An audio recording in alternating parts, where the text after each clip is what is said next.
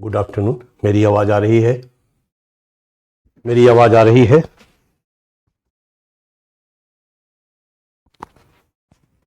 मेरी आवाज आ रही है?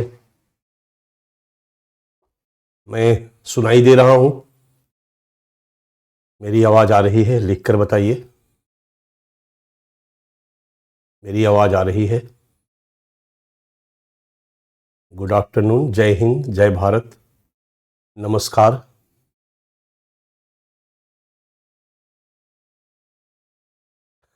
वालेकुम अस्सलाम। खुश रहिए, प्रसन्न रहिए। सब कुछ क्लियर है? क्लियर लिखो। All clear. Thank you. आप कैसे हो? क्या हाल चाल है आपका? बोर हो रहे हो? जल्दी खत्म करें या जैसा चल रहा है चलने दे?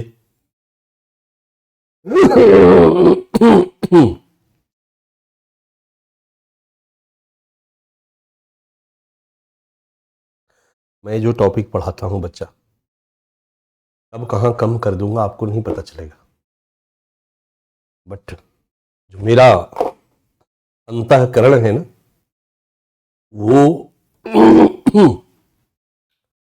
हमें निर्देशित करता है कि पूरा पढ़ाया जाए। हाँ, कभी कभी संस्था की आवश्यकताओं को भी ध्यान में रखना पड़ता है, और वही दबाव है जो हमें जल्दी खत्म करने के लिए विवश करता है कि सिलेबस को भी समय से पूरा करना है। तो दोनों के बीच तालमेल बना करके चलना ही एक बेहतर मार्ग माना जाना चाहिए।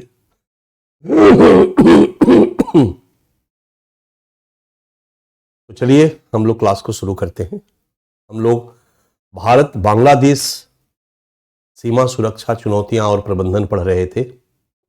मैं आप लोगों को भारत बांग्लादेश सीमा पर कल ले गया था, और वहां क्या सीमा सुरक्षा चुनौतियां थी वो मैंने आपको बताया था।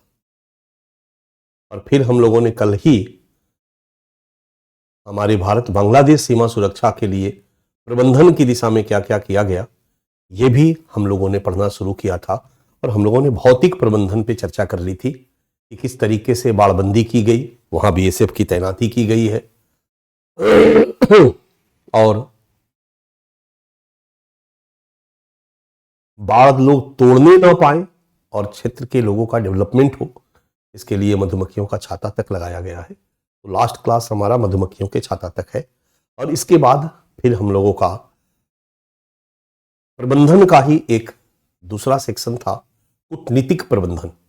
भौतिक प्रबंधन, कूटनीतिक प्रबंधन, ठीक है। और कूटनीतिक प्रबंधन के तहत हम लोग दो पार्ट डिस्कस करते हैं।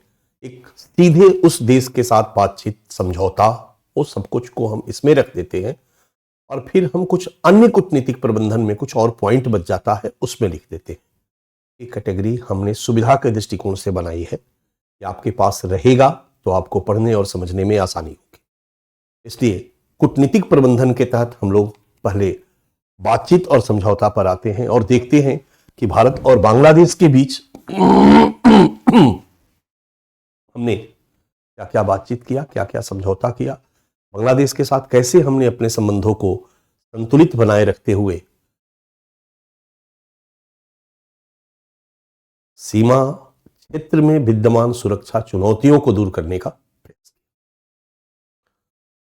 तस्करी की समस्या थी, तो कहीं ना कहीं बांग्लादेश से अच्छे संबंध बना के मिलजुल करके हमारे यहाँ के भी बॉर्डर पुलिस के लोग, वहां के भी बॉर्डर पुलिस के लोग ज्वाइंट निगरानी करें और तस्करी आदि को रोके, ड्रग्स की तस्करी, हथियार की तस्करी, ये सब व्यवस्था कर दी। बाड़बंदी की व्यवस्था करी। अवैध घुसपैठ, अवैध घुसपैठ ऐसी चीज है कि उधर का बॉर्डर पुलिस नहीं रोकेगा, हमारे बॉर्डर पुलिस को रोकना होगा। इसके लिए हम लोगों ने बाड़बंदी करी, ये सब कुछ किया। बट अवैध घुसपैठ को रोकने के लिए कूटनीतिक प्रयास में क्या होगा, तो फिर हम लोग जो अपना कर सकते हैं करेंगे। इसके लिए जो जो हम लोगों ने किया, एनआरसी कहीं ना कहीं उसी अवैध घुसपैठ की समस्या का समाधान प्रस्तुत करता है। फिर 1985 में हम लोगों ने सीएए में अमेंडमेंट किया। एक तो हम लोगों ने नागरिकता संशोधन अधिनियम 2019 लेकर के आए, जिसको कि 11 मार्च से लागू किया गया है, अभी हाल ही में चर्चा का विषय है। इसको हम लोगों ने 1985 में भी अमेंडमेंट किया था बच्चा। तो ये सब कुछ प्रयास में शामिल है, समस्याओं के समाधान के लिए किए गए कूटनीतिक प्रयास में शामिल है। तो सबसे पहले शुरू करते हैं बांग्लादेश के साथ सीधी बातचीत और समझौता, और मिल करके हम लोग क्या क्या कर रहे हैं। दोनों देशों की सेना, पहला पॉइंट है आपके सामने, दोनों देशों की सेना और गृह सचिव और विदेश सचिव, इंडिया के फॉरेन सेक्रेटरी, इंडिया के गृह मंत्रालय के जो सचिव हैं और वहां के गृह मंत्रालय के जो सचिव हैं, हमारी जो सेना प्रमुख है, ये लोग नियमित आपस में वार्ता करते हैं, बैठक करते हैं और जरूरत पड़ने पर ज्वाइंटली दोनों देश की सेना सीमा पर संयुक्त सैन्य अभ्यास भी करती है। अब यहां पर संयुक्त सैन्य अभ्यास बस केवल प्रैक्टिस के लिए है और मिलके करने से आपसी सद्भाव बना रहेगा दोनों देश की सेना का। ये सब हम लोग कर रहे हैं ताकि बांग्लादेश के साथ हमारे संबंध अच्छे बने रहे। दोनों देश के फोर्सेस जो हैं वो मिलकर सीमावर्ती क्षेत्रों में विद्यमान सुरक्षा चुनौतियों को दूर करने का प्रयास करें। 2011 में हम लोगों ने भारत बांग्लादेश सीमा प्रबंधन समझौता किया, जो भारत बांग्लादेश सीमा प्रबंधन के क्षेत्र में एक बहुत बड़ा प्रयास माना जाता है और बहुत सारी बातों पे भारत और बांग्लादेश सहमत हुआ कि हम लोग मिलकर कैसे सीमावर्ती क्षेत्रों में विद्यमान चुनौतियों को दूर करें। ये एक समझौता था। इस समझौता के डिटेल में न जाकर के हम सीधे एक दूसरे समझौता की चर्चा करते हैं। 2015 में भारत बांग्लादेश भूमि सीमा समझौता किया गया और मैंने आपको हल्का सा चर्चा किया था कि हमारे पास भारत और बांग्लादेश के साथ जो सीमा विवाद, सीमा से जुड़े हुए जो मुद्दे हैं, इनक्लेव्स का विवाद एक लंबे समय से चला आ रहा, 3 बीघा गलियारे का विवाद एक लंबे समय से चला आ रहा था और इसके कारण कहीं ना कहीं सीमा पर निगरानी कठिन हो रही थी। समझ में आ चुका होगा। आसानी से इस इनक्लेव्स के माध्यम से, के बहाने, क्योंकि इसी इनक्लेव के चक्कर में सीमा पर कठिन निगरानी संभव नहीं हो पा रही थी। बांग्लादेश के लोगों को भारत में आने की छूट देनी पड़ेगी, वो अपने गांव में जाएंगे। भारत के लोगों को बांग्लादेश में जो भारत के गांव हैं वहां पर जाने की छूट देनी पड़ रही थी और इसी बहाने बांग्लादेशी भारत में आते थे तो फिर जाते ही नहीं थे। अवैध घुसपैठ तेजी से बढ़ रहा था, बाढ़ की तरह बढ़ रहा था।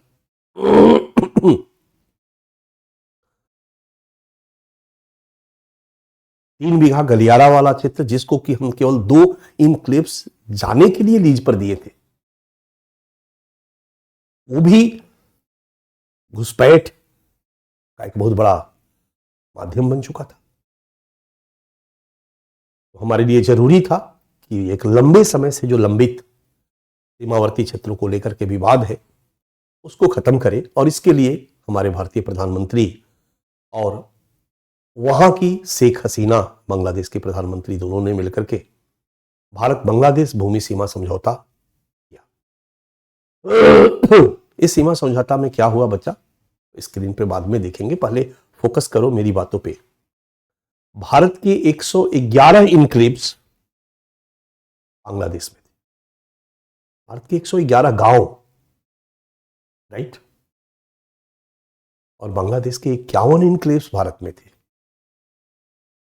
यानी बांग्लादेश के 51 गांव भारत में थे। बांग्लादेश में ज्यादा गांव किसका था? इंडिया का था।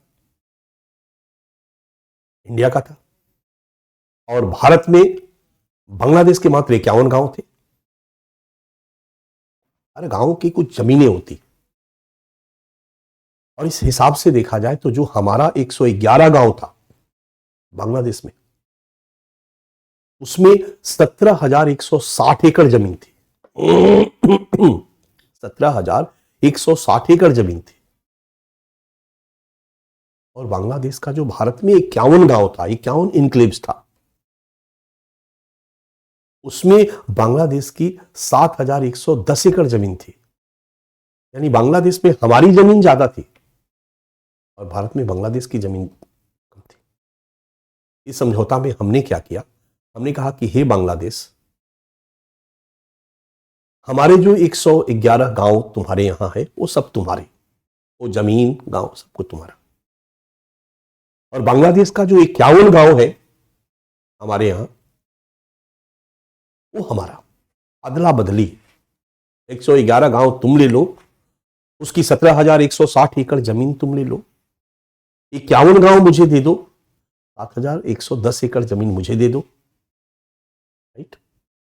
जमीन का मामला खत्म हो गया। और दोनों गांव में रहने वाले, भारत के क्षेत्र में रहने वाले, बांग्लादेश के क्षेत्र में रहने वाले लोगों से पूछा जाए कि आप किस देश की नागरिकता चाहते हैं। निश्चित तौर पे भारत के क्षेत्र में जो 51 बांग्लादेश के गांव है, वो उसमें रहने वाले लोग बांग्लादेश के सिटीजन है। 5,000 लोग लगभग उसमें दोनों में रहते थे, वो बांग्लादेश के सिटीजन थे। ठीक है, 5,000 नहीं, 51,000 लोग, सॉरी, दोनों गांव 111 गांव था, इधर 51 गांव था, तो लगभग 51,000 लोग, 200 300 400 गांव में होते ही होते हैं, 51,000 लोग रहते थे। उनसे पूछा जाए कि आप बांग्लादेश में जाना चाहते हैं या भारत की नागरिकता चाहते हैं। बांग्लादेश में जो हमारे 111 इनक्लेव्स थे, उसमें रहने वाले लोग इंडियन सिटीजन बट रहते थे बांग्लादेश के परिधि में। भारत में जो बांग्लादेश के 51 गांव थे, उसके रहने वाले लोग बांग्लादेशी थे, नागरिकता दोनों से पूछा गया। यही हुआ इस समझौते में, भूमि सीमा समझौता 2015, कि भारत में रहने वाले बांग्लादेशी आप भारत में ही रहना पसंद करोगे या बांग्लादेश जाओगे। मान लो उन लोगों ने कहा हम भारत में ही रहना पसंद करेंगे, कुछ ने कहा बांग्लादेश में जाएंगे, तो कुछ को बांग्लादेश भेज दिया गया और वहां पर जो 111 गांव है उसमें उनको बसा दिया गया। 111 गांव में से जिन लोगों ने कहा कि नहीं हम इंडिया में शिफ्ट करना चाहते हैं, हमें इंडिया का सिटीजनशिप चाहिए, उनको इंडिया का भेज दिया गया। बट कुछ वो जो बांग्लादेश में रहते हैं और इंडियन सिटीजन है, वो अगर कहते हैं कि नहीं हमको बांग्लादेश का सिटीजनशिप दे दिया जाए, हम रहते बांग्लादेश में हैं, हम क्यों इंडिया में जाएंगे, बट हम बांग्लादेश में रहते हैं और सिटीजनशिप हमारा इंडिया का है, तो हमें बांग्लादेश का सिटीजनशिप दे दिया। तो उनसे पूछा जाए और उनकी इच्छा से उनको नागरिकता दी जाए और फिर उनका पुनर्वास किया जाए। इसकी जितनी जमीनें छोड़ के जब दूसरे क्षेत्र में जाए तो उनको उतनी जमीनें उपलब्ध करा दी जाए। भाई हम 17,160 एकड़ जमीन छोड़ रहे हैं, तो हमारे यहां के आपके जो लोग जाएंगे उधर, उनमें से उनको जमीनें बांट दी जाए, और उनके यहां जो है वो हमारे यहां आएंगे तो हम उनको जमीनें बांट दी जाएंगे। अगर किसी को कुछ नहीं मिल पाता है तो उनको हम मुआवजा देंगे, समस्या खत्म। ये इनक्लेव्स के प्रॉब्लम को सॉर्ट आउट करने के लिए एक बहुत बड़ा समझौता माना जाता है, और इसी के साथ 3 बीघा गलियारा की कहानी भी खत्म हो जाती है। दोनों सीमा विवाद इसके माध्यम से खत्म हो गए। ये थी भूमि सीमा समझौता। इस रूप में हमने कूटनीतिक प्रबंधन किया बच्चा, ठीक है।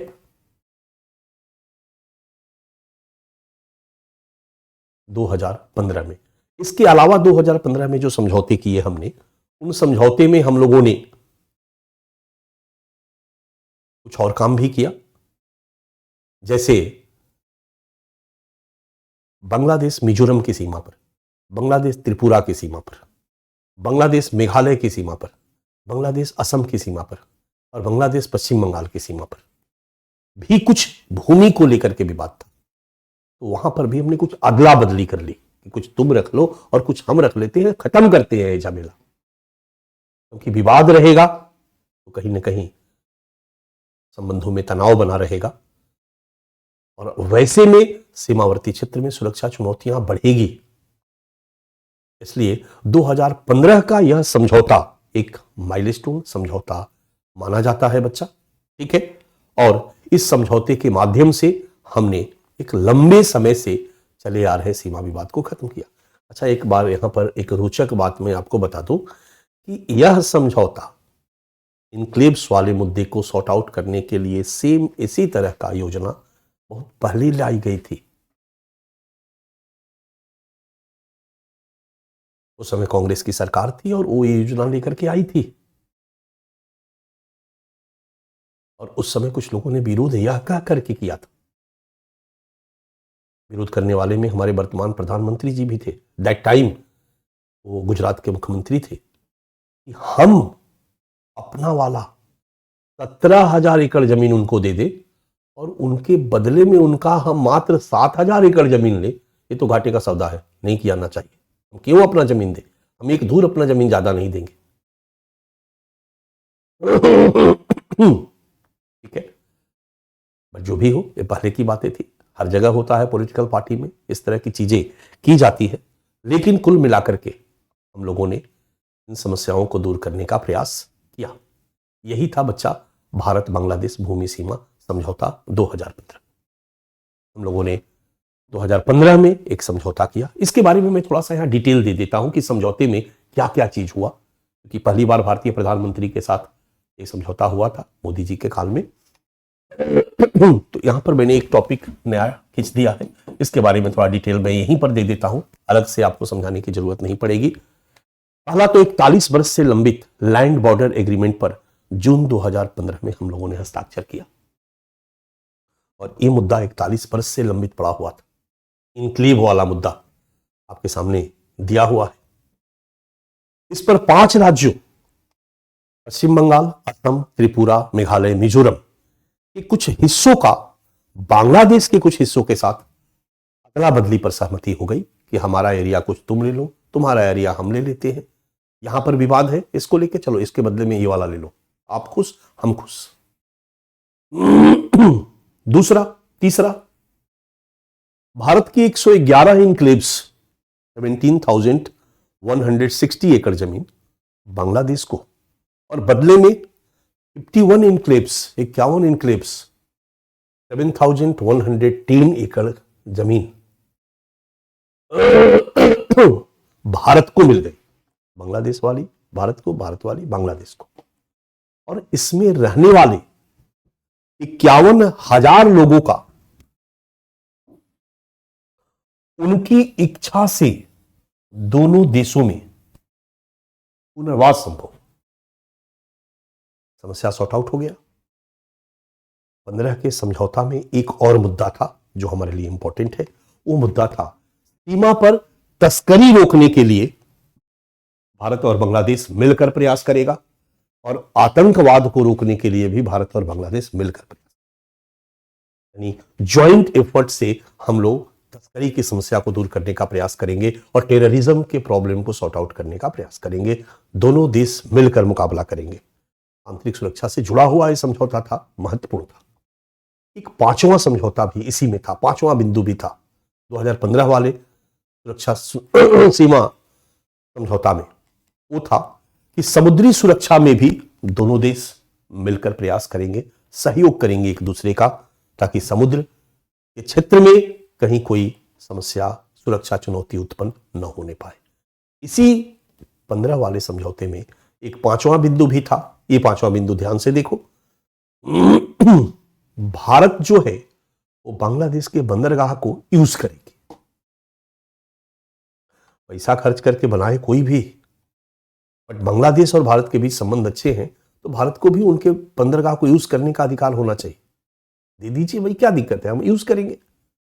हमने अपने जहाज वहां पर ले जाएंगे, शिप ले जाके वहां खड़ा करेंगे, हम प्रयोग करेंगे। दोनों देश इस पर सहमत हुए और ये हमारी एक उपलब्धि रही। कहीं ना कहीं ये जो है छठा बिंदु जो है वो वहां पर चीन को न्यूट्रलाइज करने में भी बहुत बड़ा कारगर रहा, ये कूटनीतिक प्रयास। ठीक है। 7वां बिंदु भी एक और था, ये लास्ट पॉइंट था इस समझौते का, कि भारत बांग्लादेश को $2 अरब की सहायता दी। और ध्यान दो, 15 में हम $2 अरब की बात करके आए और 2016 में बांग्लादेश में आए शी जिनपिंग, उन्होंने कहा कि $24 अरब देगी। 2 अरब नहीं, $24 अरब चाइना बांग्लादेश के डेवलपमेंट के लिए कर्ज देगी। डन।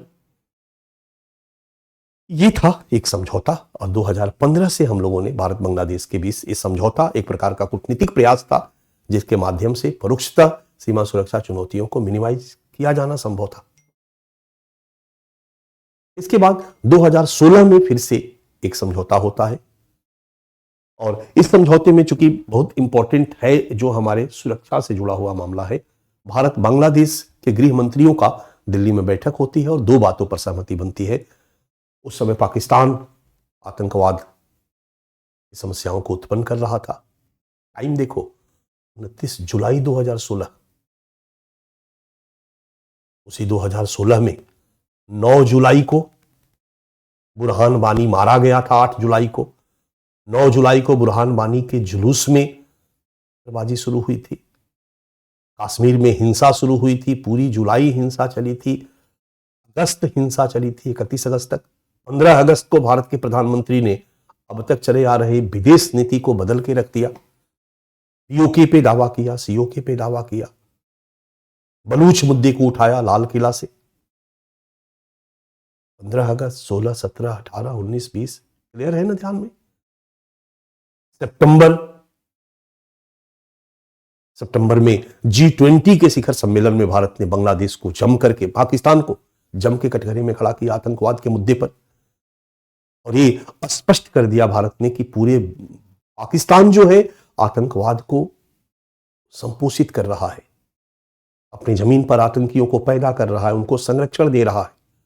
अगर ऐसे देश रहेंगे तो आतंकवाद का सामना कभी संभव नहीं है, आतंकवाद को खत्म कभी नहीं किया जा सकता है, विश्व की समस्या है।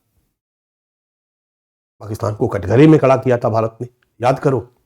सितंबर, उसी सितंबर में उड़ी होता है, उसी सितंबर में सर्जिकल स्ट्राइक होता है। सारी कहानी 2016 की है और ये 29 जुलाई की कहानी है। 29 जुलाई 2016 को ये समझौता होता है। तो बड़ा क्लियर है कि कश्मीर हिंसा जोरों पर था, बांग्लादेश के साथ हमारे संबंध अच्छे थे और हम लोगों ने मिलकर इस बात पर सहमति की, इस लाइन में लिखा गया पाकिस्तान समर्थित आतंकवाद का खिलाफ संयुक्त अभियान चलाएंगे।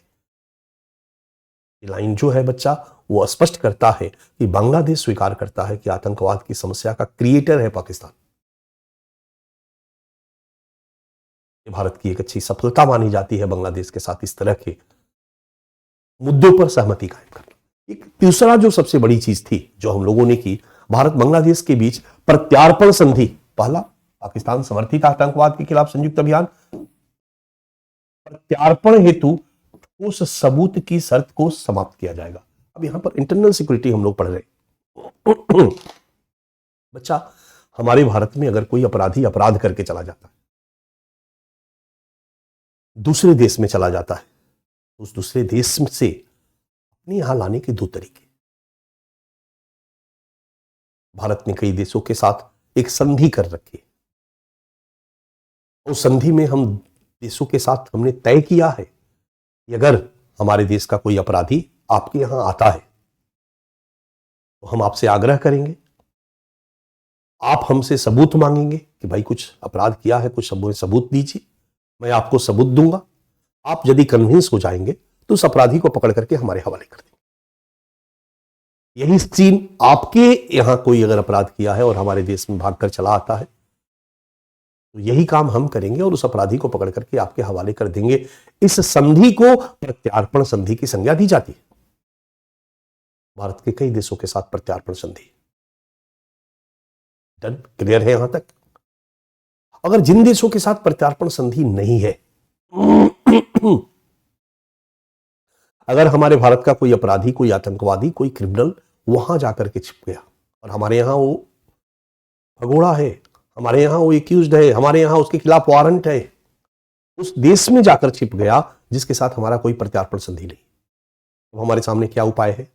हमारे सामने उपाय है कि एक अंतर्राष्ट्रीय पुलिस संगठन है जिसको हम इंटरपोल के नाम से जानते हैं। एक तरह से कह सकते हो कि एक इंटरनेशनल थाना। समझ में आ रहा? इंटरपोल। हम इंटरपोल को रिक्वेस्ट डालेंगे, इंटरपोल को रिक्वेस्ट डालेंगे तो इंटरपोल जो है वो उसके खिलाफ वारंट इशू करेगा। अब इंटरपोल हमसे सबूत मांगेगा, हम इंटरपोल को सबूत देंगे, इंटरपोल जांच करके उस सबूत पे जब कन्विंस हो जाएगा तब उस अपराधी के खिलाफ इंटरपोल वारंट जारी करेगा। और चूंकि वो अंतर्राष्ट्रीय पुलिस संगठन है इसलिए कोई भी देश को जब कहेगा कि इस अपराधी को हमारे हवाले करो तो वो अपराधी इंटरपोल के हवाले कर दिया जाएगा और इंटरपोल हमारे हवाले कर देगा। क्लियर है? इस तरीके से हमारे देश के अपराधी दूसरे देश में जब जाकर के छुप जाते हैं तो उनको लाने का एक तरीका होता है। डन, ये तो हो गया, यानी इंटरपोल। और दूसरा है जिस देश के साथ हमारा प्रत्यार्पण संधि है उनके यहां से हम मंगा लेते हैं उस संधि के आधार पर। जिन देशों के साथ हमारा प्रत्यार्पण संधि है और संबंध बहुत प्रगाढ़ है, दिल दिया है, जान भी देंगे, वो सबूत थोड़ी मांगेगा। वो कहेगा भारत भाई, अरे आपने कह दिया काफी है, मुझे भरोसा है आप पर। आपने कह दिया कि दाऊद इब्राहिम हमारे यहां एक्यूज्ड है, अपराधी है और हमारे देश में आकर बैठा है, मुझे कोई सबूत नहीं चाहिए, अब भी पकड़ूंगा और आपके हवाले करूंगा। राइट। भारत का कई देशों के साथ प्रत्यार्पण संधि है, लेकिन कुछ ऐसे जो देश है जो एकदम निकटतम है, वहां पर सबूत की शर्त लागू नहीं की गई है। दोनों देश इस पर सहमत है। राइट। हम लोगों ने बांग्लादेश के साथ 2016 में जब समझौता किया तो ये स्पष्ट कर दिया कि प्रत्यार्पण के लिए कोई ठोस सबूत देना अब आवश्यक नहीं रह गया। बस हम कहेंगे बांग्लादेश को कि ये हमारे यहां का आतंकी है, आपके यहां शरण दिया है, बांग्लादेश की पुलिस उनको गिरफ्तार करेगी और हमारे हवाले करेगी, वो सबूत नहीं मांगे। मैंने आपको एक बात बताई थी और यूपीएससी ने एक प्रश्न भी पूछा है, पड़ोसी देशों में बढ़ रहा अतिवाद। जब पाकिस्तान में एक्सट्रीमिज्म, फंडामेंटलिज्म बढ़ा और अमेरिका के साथ जब संबंध खराब हो गया, तो पाकिस्तान में रहने वाले उग्रवादी समूहों के लिए, आतंकी समूहों के लिए एक भय उत्पन्न हुआ कि कभी भी अमेरिका के दबाव में पाकिस्तान की गवर्नमेंट हमें गिरफ्तार कर सकती है, इंडिया के हवाले कर सकती है, अन्य देशों के इंटरपोल के हवाले कर सकती है, क्योंकि कई पाकिस्तान के आतंकियों को अमेरिका ने भी आतंकवादी घोषित कर रखा है, यूनाइटेड नेशन ने भी आतंकवादी घोषित कर रखा है। तो पाकिस्तान में रहने वाले आतंकी समूहों को यह बात कहीं ना कहीं मन में डर आया, इसलिए उनको लगा कि अगर बांग्लादेश में हम अपना बेस तैयार करें तो बांग्लादेश मुस्लिमों का देश है और बांग्लादेश के माध्यम से भारत में आतंकी अभियान चलाया जा सकता है। इसलिए बांग्लादेश में वो अपना शरण स्थली बनाने के चक्कर में थे। हमारे सुरक्षा विशेषज्ञ कहते हैं कि बांग्लादेश के साथ जो 2016 का समझौता है प्रत्यार्पण वाला, ये अद्भुत इस सेंस में है कि अब जो बांग्लादेश में आतंकी संगठन अपना बेस बनाने की सोच रहे थे, अब नहीं सोचेंगे, क्योंकि भारत और बांग्लादेश के बीच ये समझौता हो चुका है। तो बांग्लादेश कभी भी गिरफ्तार करके हमें भारत के हवाले कर देगी। ये था 2016 का समझौता। फिर 8 अप्रैल 2017 को शेख हसीना का भारत आगमन होता है और 36 समझौते पर समझौता होता है, हस्ताक्षर किया जाता है। इसमें कुछ रक्षा समझौता भी होता है, हथियारों की खरीद की समझौता भी होता है, हम उनको कुछ चीजें देते भी हैं, बट ये बहुत इंपॉर्टेंट नहीं है, बट समझौता है, यानी इससे हम लोगों के संबंधों में प्रगाढ़ता आती है। फिर 6 सितंबर 2017 को हमारे भारतीय प्रधानमंत्री बांग्लादेश जाते हैं, 11 समझौते पर हस्ताक्षर होता है। इसमें 1-2 इंपॉर्टेंट है।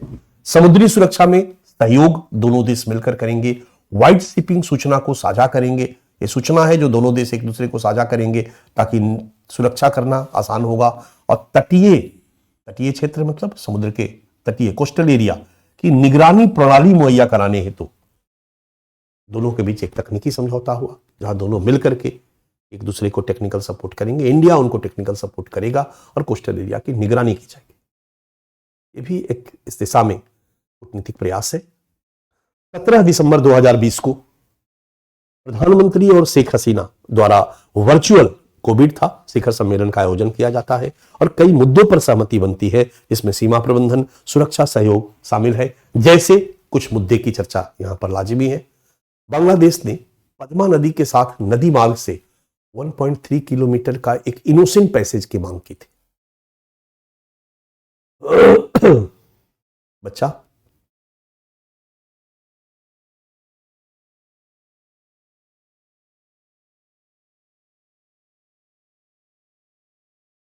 एक संगठन है वैश्विक स्तर पर, इंटरनल मैरीटाइम ऑर्गेनाइजेशन।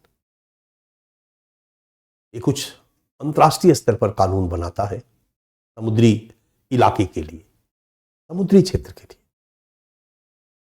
जल क्षेत्र के लिए, और उसी का बनाया हुआ कानून है कि किसी भी देश के तट से 200 समुद्री मील तक का जो एरिया होगा पानी वाला, समुद्र वाला, उसके अंदर विद्यमान कोई भी खनिज संपदा पर अधिकार उस तटीय देश का होगा। राइट। बाकी उस क्षेत्र से कोई देश अपना जहाज लेकर जा सकता है, कोई दिक्कत नहीं, बट उसी का एक नियम है कि तट से 12 समुद्री मील तक का जो एरिया होगा, उस एरिया से कोई भी जहाज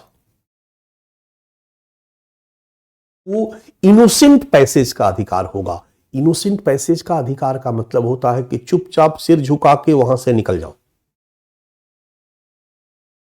और दूसरा, जरूरत पड़ने पर वो तटीय देश उस रास्ते को रोक भी सकता। क्लियर है?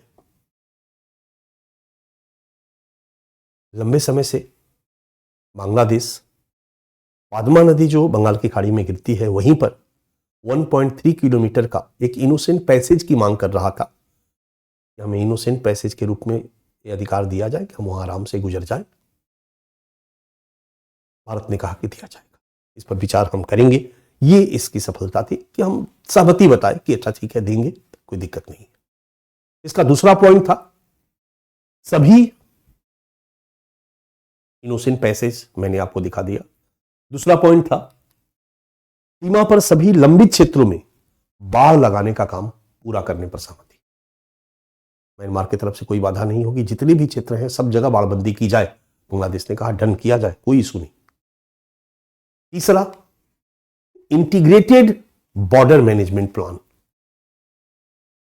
इसको कंप्लीट किया जाए तेजी से। इस पर दोनों देश सहमत हुए।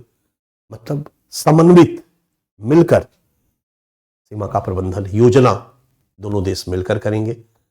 ये इसकी एक प्रमुख विशेषता थी।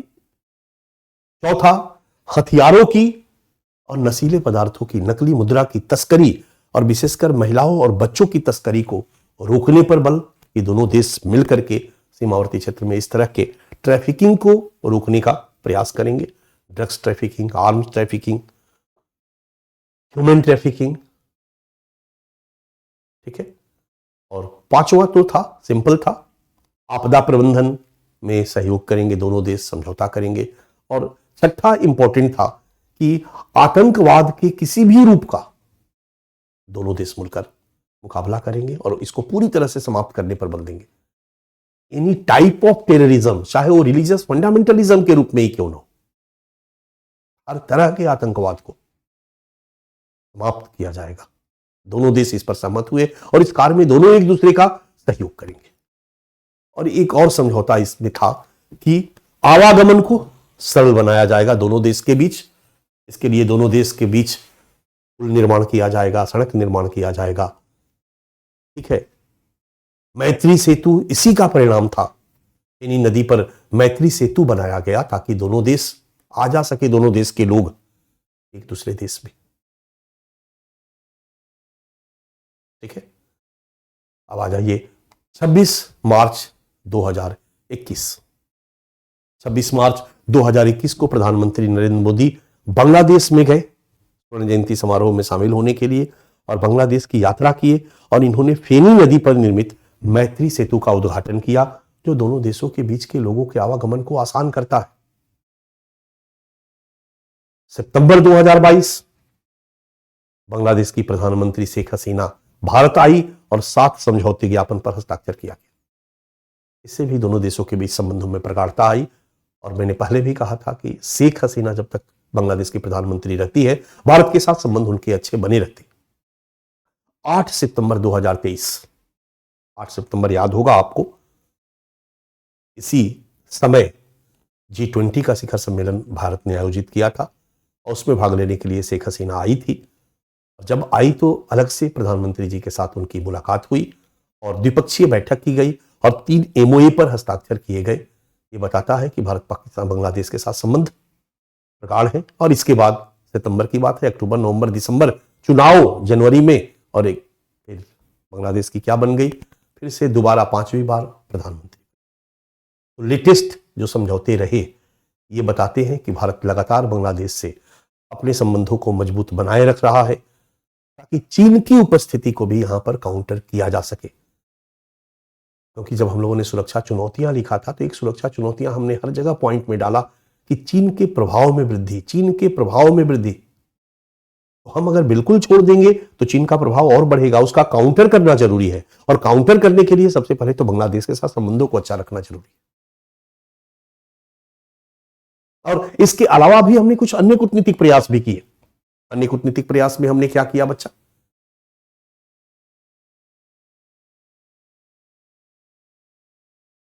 भारत बांग्लादेश सीमा पर सबसे बड़ी समस्या थी अवैध घुसपैठ की समस्या, इलीगल इमिग्रेशन।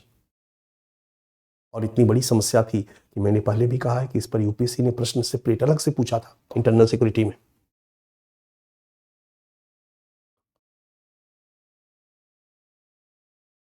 यही समस्या थी बच्चा, जिसके कारण आज एनआरसी और सीएए की चर्चा की जा रही। कहीं ना कहीं इन सभी समस्याओं के मूल में, अवैध बांग्लादेशी घुसपैठ की समस्या के मूल में एनआरसी है, सीएए है। ठीक है, उसका एक पॉलिटिकल एंगल है इन सबके मूल में।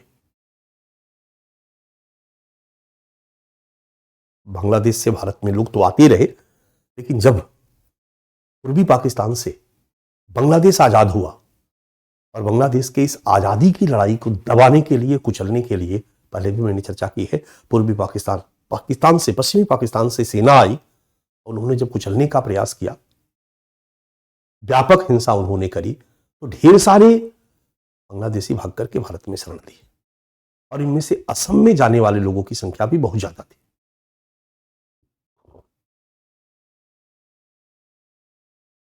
परिणाम 70 के दशक से ही, बांग्लादेश के गठन के बाद से ही असम में इनके विरुद्ध एक माहौल बनना शुरू हुआ। इनके विरुद्ध एक माहौल बनना शुरू हुआ।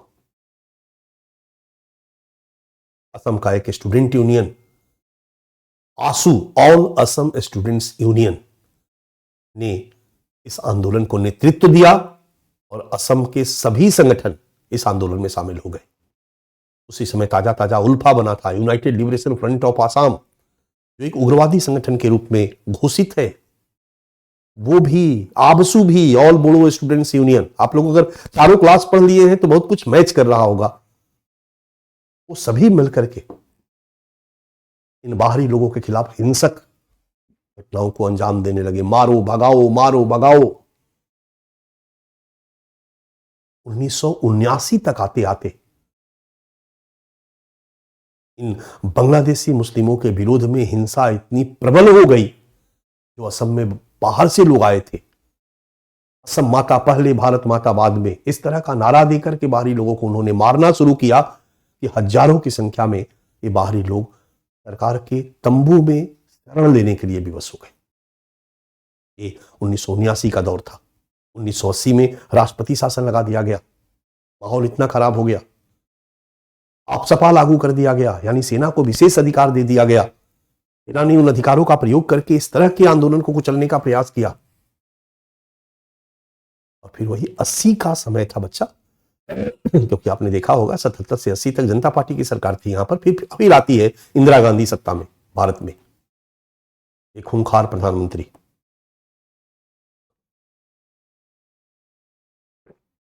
उस समय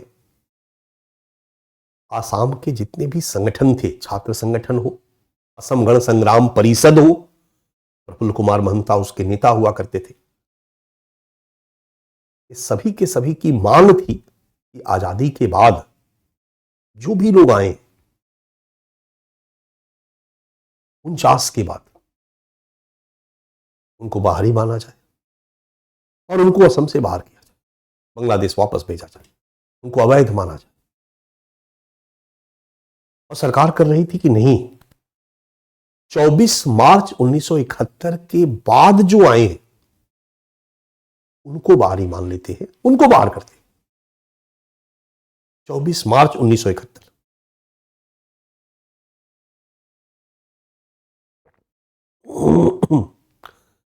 क्योंकि 24 मार्च 1971 के बाद ही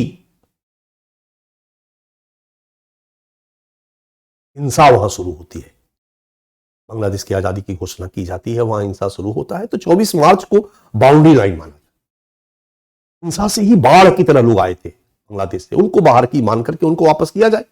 बांग्लादेश एक अलग देश बन गया, पूर्वी पाकिस्तान नहीं रहा, तो अब अपने देश में जाइए। लेकिन उसके पहले के जो लोग आए हैं उनको भारतीय मान लिया जाए। भारत सरकार ने कहा कि उनको भारतीय मान लेंगे,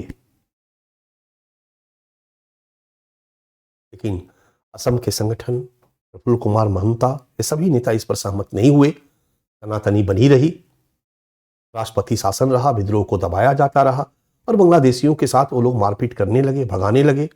वो लोग कैंप में शरण लेने के लिए शरणार्थी के रूप में विवश हुए। ये कहानी चलती रही और इसी बीच इंदिरा गांधी ने एक तरफ इनके विद्रोह को दबाने का काम किया तो दूसरी तरफ उन्होंने असम में चुनाव की घोषणा कर दी। मेरी बातों को ध्यान से सुनो। असम में चुनाव की घोषणा करी। असम के सभी संगठनों ने इस चुनाव का बहिष्कार किया। सरकार नहीं मानी, चुनाव करवाएंगे ही करवाएंगे। चुनाव न हो इसके विरोध में वहां के संगठन ने एक हत्याकांड को अंजाम दिया। इसको नीली हत्याकांड के नाम से जाना जाता है। नीली में ढेर सारे बांग्लादेशी यानी गैर असमी शरणार्थी के रूप में रह रहे थे कैंप में। हजारों की भीड़ ने उस कैंप पर हमला किया और हजारों लोगों को मार डाला। हजारों लोगों को मार डाला। कहा जाता है 300 लोग, लेकिन 1000 से अधिक लोग मारे गए, बच्चे, महिलाएं, बूढ़े। नीली हत्याकांड। फिर भी इंदिरा गांधी नहीं मानी, बोली चुनाव तो कराएंगे ही कराएंगे। 83 में चुनाव हुआ। हितेश्वर सैकिया मुख्यमंत्री बने। इंदिरा गांधी के 84 में हत्या हो गई। राजीव गांधी प्रधानमंत्री बने और राजीव गांधी ने समझौता करने पर बल दिया, बट सरकार का स्टैंड वही रहा। इधर आंदोलन करते करते असम के संगठन थक गए थे तो हुआ कि नहीं समझौता कर लेते हैं और 1985 में फाइनली असम के आसू, ऑल स्टूडेंट्स यूनियन, असम गण संग्राम परिषद, सभी के प्रतिनिधियों के साथ एक समझौता होता है, इसको असम एकॉर्ड। और उस समझौता में तय होता है कि हमारी सरकार जो है वो अवैध घुसपैठियों को वापस भेजेगी। और ध्यान से सुनते रहो, अवैध घुसपैठियों को वापस भेजेगी और बांग्लादेश और असम की जो सीमा है वो पूरी तरह से सील करेगी ताकि कोई भी बांग्लादेशी अवैध रूप से असम में प्रवेश नहीं कर पाए। इस पर सहमति बन गई और इस पर सहमति भी बन गई कि 24 मार्च के बाद, 24 मार्च 1971 के बाद जो आए हैं उन्हीं को वापस भेजेगी। उसके पहले वाले को वापस नहीं भेजेगी। उनको नागरिकता देने का प्रोविजन किया जाएगा। आजकल चर्चा का विषय बना हुआ है, ध्यान से सुनते जाओ। ये 85 की बात है और बच्चा उसी 85 में सीएए में संशोधन किया गया। सीए में संशोधन किया गया, सिटीजनशिप एक्ट में संशोधन किया गया 85 में। बाद में ये 2019 का संशोधन है जो कुछ दिन पहले लागू हुआ। और उस 85 में संशोधन करके उसमें एक प्रोविजन 6A जोड़ा गया। उसमें किया गया कि 1 जनवरी 1966 के पहले जो भी बांग्लादेशी भारत में आ चुके हैं वो भारत के नागरिक माने जाएंगे।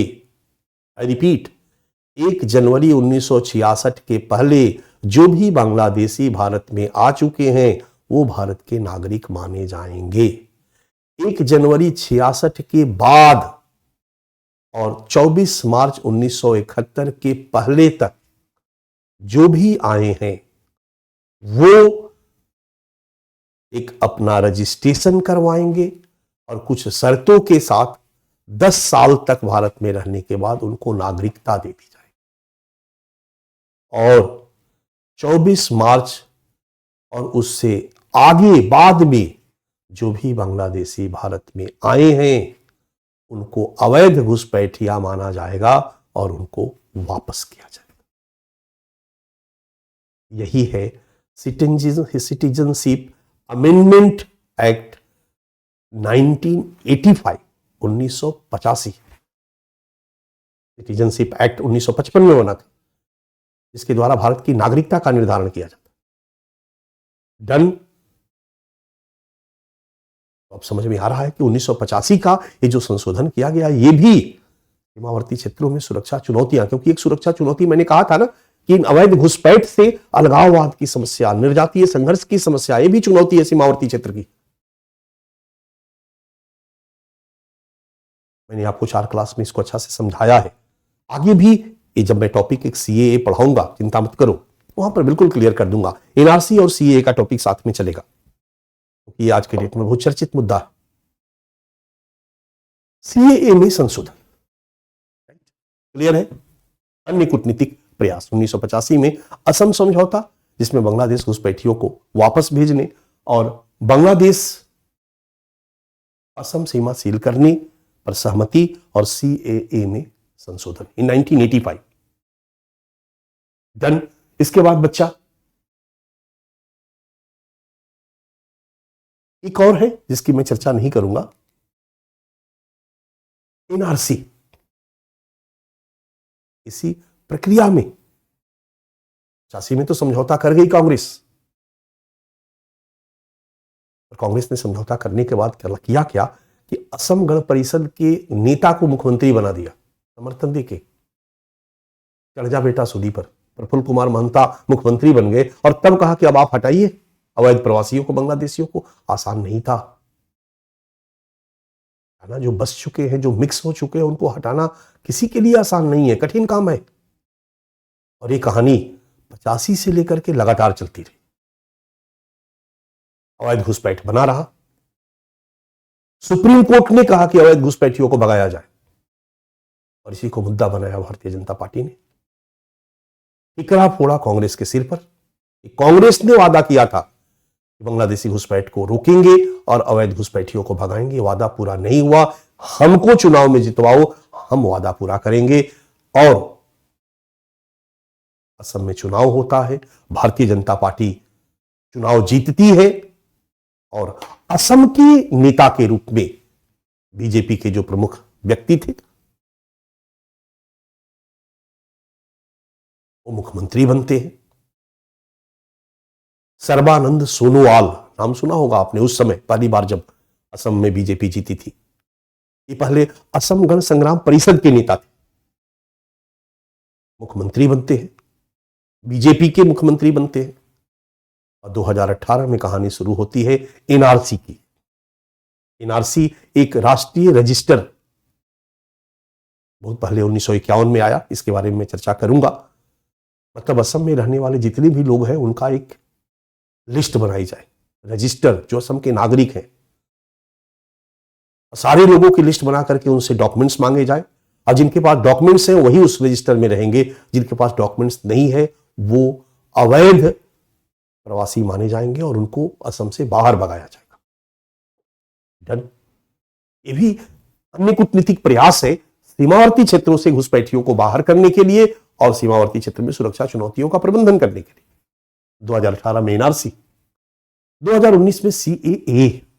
अब ये एक मैनिपुलेशन है, कहानी है, ये पर मैं चर्चा करूंगा। 2019 में ये लाया गया, क्यों लाया गया, हल्का सा बस यहां पर जान जाओ कि जब एनआरसी की लास्ट रिपोर्ट आई तो लगभग 19-20 लाख लोग के पास कोई डॉक्यूमेंट्स नहीं था, मतलब वो एनआरसी से बाहर थे। और जब एनआरसी से बाहर थे तो टेक्निकली क्या होना चाहिए, तब उनको अवैध माना जाए और उनको वापस बांग्लादेश भेजा जाए। और उसमें हिंदू भी थे, एक ठीक ठाक संख्या हिंदुओं की थी।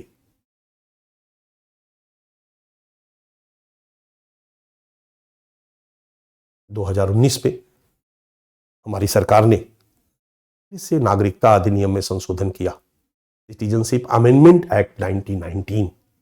उसमें प्रोविजन किया गया कि बांग्लादेश, पाकिस्तान, अफगानिस्तान से जितने भी गैर मुस्लिम लोग हैं, हिंदू, ईसाई, पारसी, सिख, वो अगर भारत में आए तो भले वो 24 मार्च 71 के बाद आए हैं, 14 तक जितने भी लोग आए हैं उन सबको सिटीजनशिप दिया जाए। लेकिन जो मुस्लिम कम्युनिटी के लोग हैं उनको सिटीजनशिप नहीं दिया जाएगा। क्यों? क्योंकि बांग्लादेश एक इस्लामिक कंट्री है और वहां पर ये मुस्लिम प्रताड़ित नहीं है। पाकिस्तान एक इस्लामिक कंट्री है, वहां पर ये मुस्लिम प्रताड़ित नहीं है। अफगानिस्तान एक इस्लामिक कंट्री है, वहां पर मुस्लिम प्रताड़ित नहीं है। लेकिन रिलीजियस फंडामेंटलिज्म का जो हाल में उभार हुआ, तालिबान की सरकार आई तो 96 से ढेर सारे मुस्लिम जो है वो हिंदू जो है गैर मुस्लिम भाग करके इंडिया में आ गए। 96 के पहले 2.5 लाख गैर मुस्लिम कम्युनिटी के लोग वहां थे, हिंदू, सिख, ईसाई, जैन, बौद्ध, मुल्ला उमर की जब सरकार आई तालिबान में, तो लोग भाग करके इंडिया आए। बेचारे रह रहे थे बिना सिटीजनशिप के, वो प्रताड़ित थे, वहां क्या हो रहा था बताने की जरूरत नहीं है। उसी तरह से बांग्लादेश में, पाकिस्तान में जब फंडामेंटलिज्म उभर के आया, वो भी भाग के आए, बांग्लादेश में आया, वो भी भाग के आए। ये भारतीय मूल के लोग हैं, ये ब्रिटिश भारत के लोग हैं। ब्रिटिश भारत में यहां तक फैला हुआ था तो चले गए कमाने के लिए, वहीं रह गए। लेकिन जब वो तीनों क्षेत्र 3 देश बन गया और वो इस्लामिक कंट्री बना, तो धार्मिक प्रताड़ना के शिकार होकर के जब वापस आए, तो भारत का धर्म है कि उनको बेचारा माने, उनके साथ न्याय करे और उनको नागरिकता दे। लेकिन भारत में जो मुस्लिम समुदाय के लोग हैं, वो बेचारा नहीं। पाकिस्तान से आने वाले मुसलमान, अफगानिस्तान से आने वाले मुसलमान, या फिर बांग्लादेश से आने वाले मुसलमान, ये रोजगार की तलाश में इंडिया में आए, बेचारा नहीं है। भारत का आदमी, सीरिया का आदमी अगर रोजगार की तलाश में अमेरिका जाता है, अवैध माना जाएगा। कनाडा जाता है, अवैध माना जाएगा, भगा दिया जाएगा। लेकिन अगर सीरिया में जो गृह युद्ध हुआ, उससे प्रताड़ित होकर के जब वो लोग गए, तो उन लोग देशों में, कनाडा में, यूरोप में, उनको शरणार्थी के रूप में रखा गया, उनको मदद दी गई, क्योंकि वो बेचारा है। और मानवतावादी दृष्टिकोण कहता है कि जो बेचारा है उसके प्रति दृष्टिकोण, रवैया सहानुभूतिपूर्ण होना चाहिए। इन शरणार्थियों के संदर्भ में 1948 में यूएन यूनिवर्सल डिक्लेरेशन आया था ह्यूमन राइट्स पर, संयुक्त राष्ट्र मानवाधिकार सार्वभौम घोषणा पत्र, उसमें भी इनके अधिकारों की बात की गई है। 1950 में रिफ्यूजी कमीशन का गठन किया गया। 1951 में यूएन कन्वेंशन ऑन रिफ्यूजी आयोजित किया गया। तब लोगों ने हस्ताक्षर किया कि रिफ्यूजी या शरणार्थी बेचारे हैं, इनके अधिकारों की रक्षा करना मानव समुदाय का धर्म है, हर देश का धर्म है। बट अगर कोई नौकरी के तलाश में आ रहा है तो बेचारा ठीक। तो अफगानिस्तान में तालिबानी शासन से भाग करके आए हुए गैर मुस्लिम लोग, या पाकिस्तान से आए हुए गैर मुस्लिम लोग, या बांग्लादेश से आए हुए गैर मुस्लिम लोग बेचारा है, ये सरकार का तर्क है। इसलिए सरकार निर्णय लेती है कि इनको सिटीजनशिप दिया जाएगा, नागरिकता का अधिकार इनको भारत में दे दिया जाएगा, और बाकी को नहीं। आरोप लगाया गया कि धार्मिक आधार पर भेदभाव करती है सरकार। यह आर्टिकल 14 का उल्लंघन है। सरकार का कहना है कि हमारे मौलिक अधिकार भारत के नागरिकों के लिए, बाहर के लोगों के साथ हमें क्या बर्ताव करना है, किस आधार पर करना है, इसको करने के लिए देश स्वतंत्र है।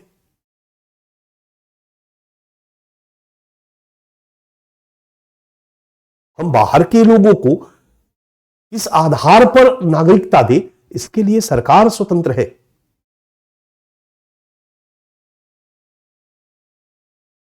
भी आरोप लगाया जा रहा है, इस पर एक लंबी बहस है, आप देख ही रहे हो।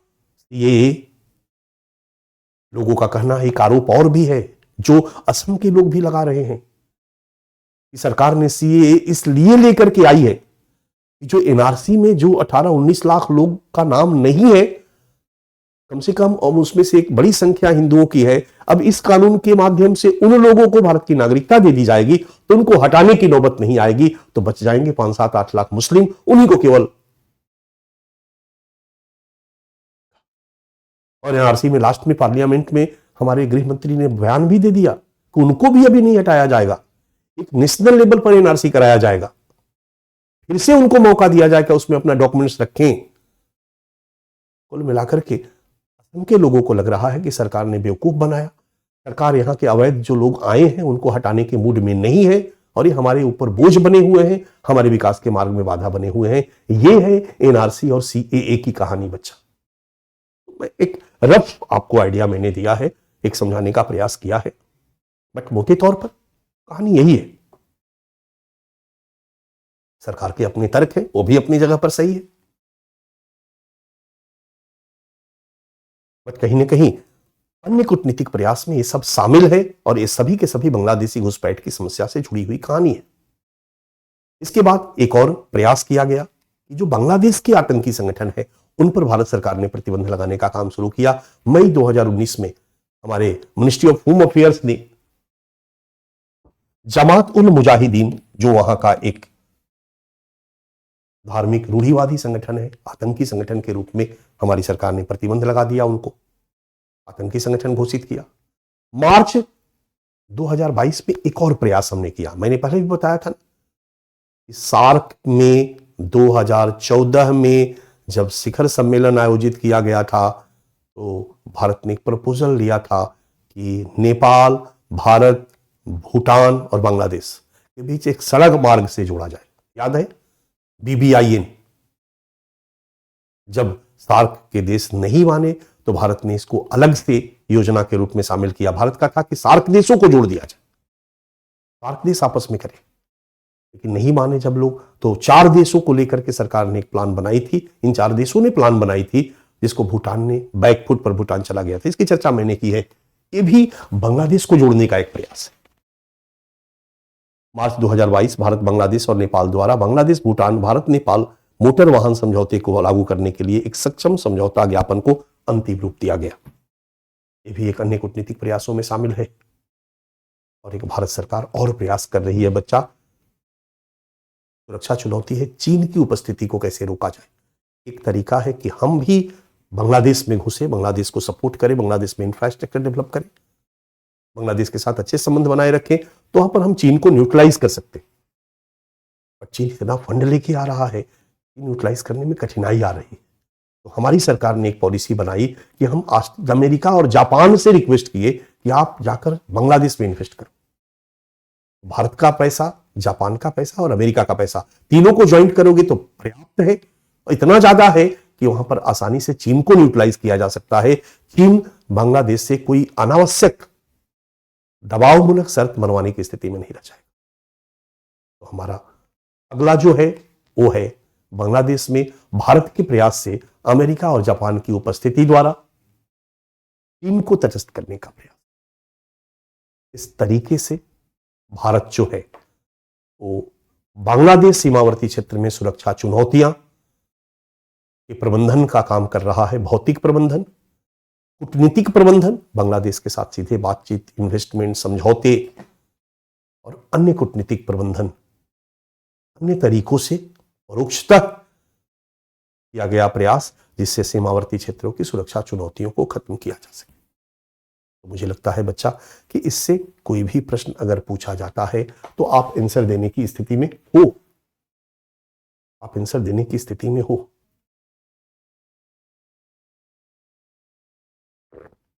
डन। अब हम लोग अलग से कुछ प्रश्न अगर पूछा जाए तो क्या करेंगे। जैसे एक बार यूपीएससी ने प्रश्न पूछ दिया है बांग्लादेशी घुसपैठ की समस्या पर। अवैध प्रवास, वो बांग्लादेशी घुसपैठ ही नहीं है केवल, उसमें अवैध प्रवास है, इलीगल इमिग्रेंट्स, अवैध रूप से जो घुसपैठ हो रहा है हमारे भारत की सीमा पर। तो पाकिस्तान सीमा पर उस तरह का घुसपैठ नहीं है, चाइना सीमा पर नहीं है, नेपाल भूटान सीमा पर इस तरह का घुसपैठ नहीं है। घुसपैठ कहां है? थोड़ा बहुत म्यांमार में, अभी जो गृह युद्ध आया है म्यांमार में, इस समय घुसपैठ बढ़ा है। बांग्लादेश में सबसे बड़ी समस्या रही है घुसपैठ की लंबे समय से। रोहिंग्या के मामले में घुसपैठ की समस्या रही है, तो घुसपैठ पर एक सेपरेट क्वेश्चन बन गया। तो कुछ और टॉपिक है जिन पर कि अलग से प्रश्न पूछा जा सकता है। तो सुरक्षा के दृष्टिकोण से कुछ अलग अलग टॉपिक बना करके हम लोग इसी में से टॉपिक निकाल रहे हैं। जैसे भारत पाकिस्तान सीमावर्ती क्षेत्र सुरक्षा चुनौतियां में से कुछ टॉपिक मैंने निकाल के अलग अलग अच्छा से डिस्कशन कर दिया था। करक्रीक पर कर दिया था, सियाचिन पर कर दिया था, या फिर China Pakistan CPEC economic corridor को एक अलग से टॉपिक बना करके कि क्या है, क्या इससे सिक्योरिटी चैलेंजेस है, अलग से कर दिया था। भारत बांग्लादेश सीमावर्ती क्षेत्र में भी हमें कुछ अलग से टॉपिक बनाने की जरूरत है, और उसमें एक टॉपिक हमारा होगा रोहिंग्या समस्या और दूसरा टॉपिक हमारा होगा बांग्लादेशी घुसपैठ की समस्या। ये दोनों सेपरेट टॉपिक बना करके हम आपको पढ़ाएंगे, और अगर समय मिला तो एनआरसी और सीएए पर भी अलग से टॉपिक मैं आपको पढ़ा दूंगा। अदरवाइज भारत बांग्लादेश सीमावर्ती सुरक्षा चुनौतियां और उसका प्रबंधन कंप्लीट हो गया। डन। हमारे पास समय है अभी आज ही 1 घंटा, हम आज प्रयास कर सकते हैं।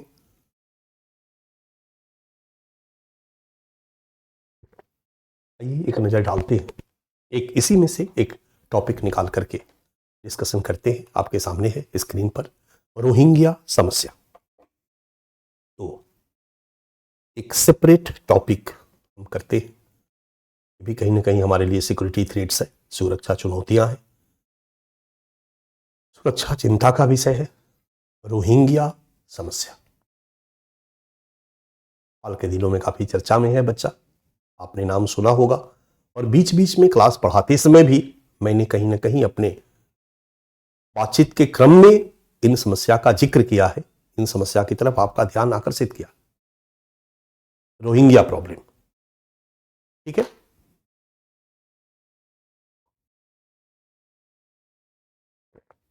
मैं आपको दिखाया था म्यांमार का एरिया, याद होगा आपको, म्यांमार का एरिया,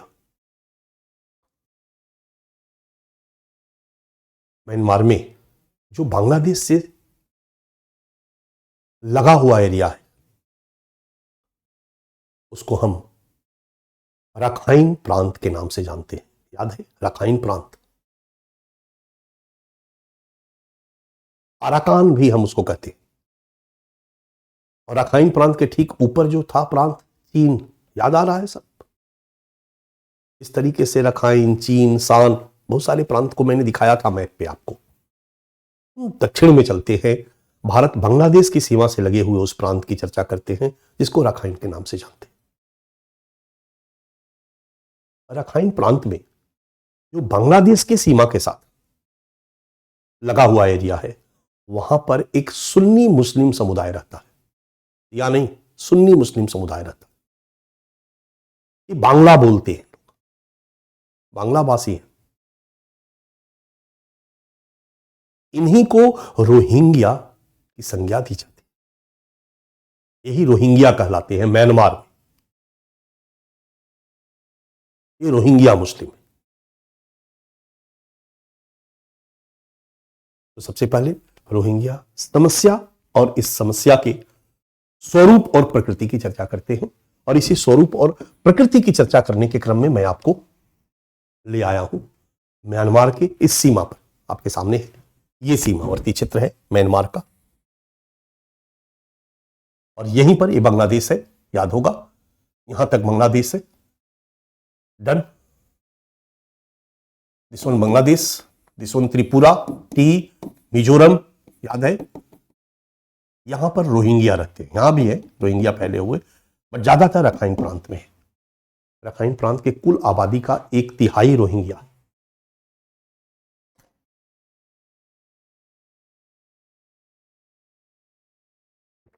पहले इनकी आबादी 20 लाख से ऊपर थी, धीरे धीरे बहुत तेजी से कम हुए हैं, 10-12 लाख हो गए, और अब तो और कम हो गए, 8-10 लाख तो बांग्लादेश में आ गए शरणार्थी बनकर के।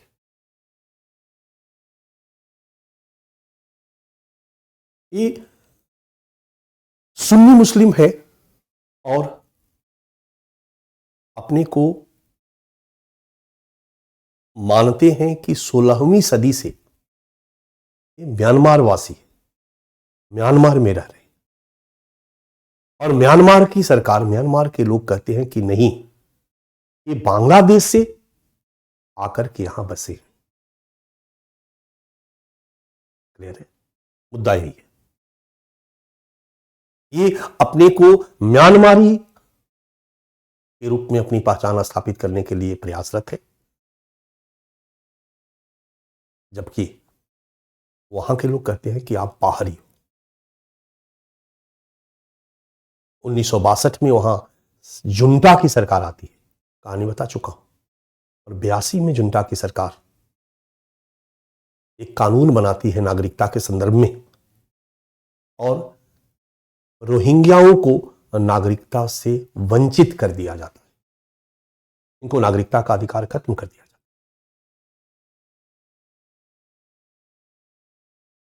इन पर ढेर सारे प्रतिबंध लगा दिए जाते हैं। अगर इन्हें शादी करना है तो परमिशन लेना होगा, रखाइन प्रांत से बाहर जाना है तो सरकार को परमिशन लेना होगा, यानी अधिकारियों को सूचित करना होगा, बहुत सारे प्रतिबंध, और बिना सिटीजनशिप के ये वहां रह रहे। बहुत सारे अधिकारों से वंचित। हालांकि इनको कुछ अधिकार दिया गया, इनके लिए जब वहां पर डेमोक्रेसी का माहौल बना तो इनके लिए व्हाइट कार्ड दिया गया, एक अलग से इनके पास व्हाइट कार्ड होता है। उस व्हाइट कार्ड के तहत इनको वोट देने का अधिकार था, दिया गया था, लेकिन बाकी अधिकारों से इनको वंचित कर दिया गया। बाकी बहुत सारे अधिकार इनको प्रदान नहीं किए गए और ये बेचारे अपने अधिकारों के लिए लड़ते रहे। 2012 में कहा जाता है कि कुछ रोहिंग्या मुसलमानों ने एक बौद्ध लड़की के साथ बलात्कार किया और हत्या किया, और इसी मुद्दे को लेकर के वहां एक दंगा भड़कता है रखाइन प्रांत में रहने वाले बौद्ध और रोहिंग्या के बीच में। ये दंगा बहुत भीषण हो जाता है और यहीं से रोहिंग्या के पलायन की कहानी शुरू होती है। हालांकि उसके पहले भी थोड़े थोड़े भागते थे, व्हाइट कार्ड जब तक था, बट वहां रहते हुए भी बहुत सारे अधिकारों से चूंकि वो वंचित थे तो इधर उधर रोजगार की तलाश में चले जाते थे। और हमेशा याद रखिएगा, म्यांमार में गरीबी रेखा के नीचे रहने वाले बीपीएल 37% है। म्यांमार का सबसे गरीब प्रांत है रखाइन प्रांत, यहां पर लगभग 70% लोग गरीबी रेखा से नीचे रहने वाले हैं और रोहिंग्याई एक बहुत ही गरीब समुदाय रहा, इसलिए रोजगार की तलाश में भी ये अगल बगल मूव करते रहे हैं। लेकिन 2012 की दंगा के बाद इनका मूवमेंट बहुत तेजी से बढ़ा और एक और दंगा होता है 2018 में ये कुछ संगठित हो जाते हैं। इनका विश्व के अन्य मुस्लिम कंट्री से रोहिंग्या के मुस्लिमों का संपर्क होता है। वहां पर रोहिंग्या जो है वह अपना एक सशस्त्र संगठन बना लेता है।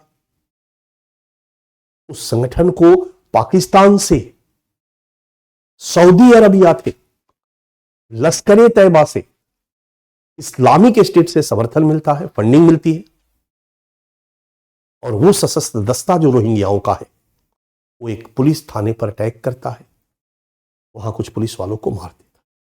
कहानी समझ में आ रही होगी। फिर क्या था, पूरी सरकार और सरकार की सेना इन रोहिंग्याओं का दमन करने में लग जाती है, क्योंकि उस समय डेमोक्रेसी रहती है बच्चा, और उम्मीद की गई थी कि डेमोक्रेसी ऐसा नहीं करेगी। आंग सांग सुकी की पार्टी सत्ता में थी, लेकिन सैनिक शासन भी साथ में था और फिर सैन्य अभियान शुरू किया जाता है इन रोहिंग्याओं के विरुद्ध, और इतना तेज अभियान होता है कि इनके घर जला दिए जाते हैं, बमबारी की जाती है, इनके लोगों के साथ बलात्कार किया जाता है, इनकी हत्याएं की जाती है। यूनाइटेड नेशन का रिपोर्ट है, संयुक्त राष्ट्र मानवाधिकार संगठन का ये रिपोर्ट है बच्चा। इनके ऊपर बहुत ज्यादा उत्पीड़न होता है, इतना ज्यादा उत्पीड़न होता है कि थोक भाव में रोहिंग्या उस क्षेत्र को छोड़कर भाग खड़े होते। लगभग 10 लाख से अधिक रोहिंग्या बांग्लादेश में शरणार्थी बन जाते, 1 लाख थाईलैंड में चले जाते हैं, मलेशिया में चले जाते हैं। वो भी बेचारे पानी के जहाज से, सोचो यहां से किसी भी तरीके से पानी का जहाज लेकर के और ये जाकर के शरण देते हैं इधर से होते हुए।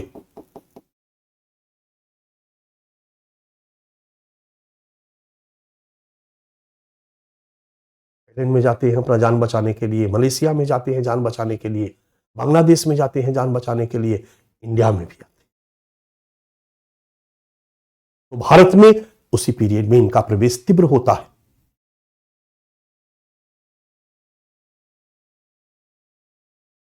ठीक है, 10 जून 2012 को रोहिंग्या मुस्लिम और रखाइन में बौद्ध में दंगा प्रारंभ होता है और यहीं से समस्या का प्रारंभ माना जाता है और इसका प्रवेश भारत में भी होता है। और हमारे यहां जो रोहिंग्या अवैध रूप से एंट्री किए थे, कालांतर में वो यूनाइटेड नेशन के साथ एज ए शरणार्थी, रिफ्यूजी रजिस्ट्रेशन करा लेते हैं।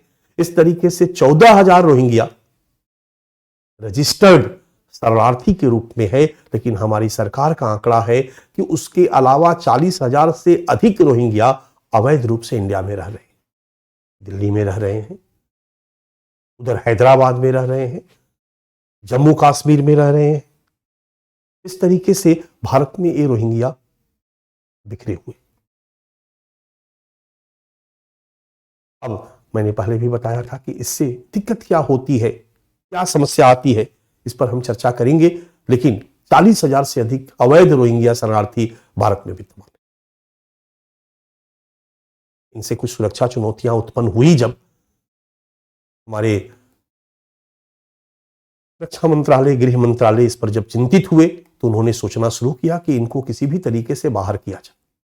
जब हमारी सरकार ने इनको बाहर करने का निर्णय लिया तो यूनाइटेड नेशन ने आपत्ति जताई। ये बेचारे हैं, शरणार्थी हैं, इनको बाहर नहीं हटाया जाए। भारत सरकार ने कहा कि हमने यूएन कन्वेंशन ऑन रिफ्यूजी इन 1951 पर भारत ने हस्ताक्षर नहीं किया है, तो भारत बाध्य नहीं है ऐसे शरणार्थियों को अपने देश में शरण देने के लिए। अगर ऐसे शरणार्थियों से हमारे देश की आंतरिक सुरक्षा को चुनौती उत्पन्न होती है तो फिर हम इनको शरण देने को कतई तैयार नहीं है, हम इनको वापस भेजेंगे। मामला सुप्रीम कोर्ट में आता है, सुप्रीम कोर्ट भी उनको रोकने के लिए तैयार नहीं होती है। वापस भेजने का निर्णय लिया जाता है। राजनाथ सिंह बयान देते हैं संसद में कि इनको वापस भेजा जाएगा और हमारे भारत के कई नेता रोहिंग्या के पक्ष में खड़े होते हैं, भारत के मुसलमान रोहिंग्या के पक्ष में खड़े होते हैं। बच्चा, यूनाइटेड नेशन कहता है कि यह निर्णय भारत सरकार का अनैतिक है, अनएथिकल है।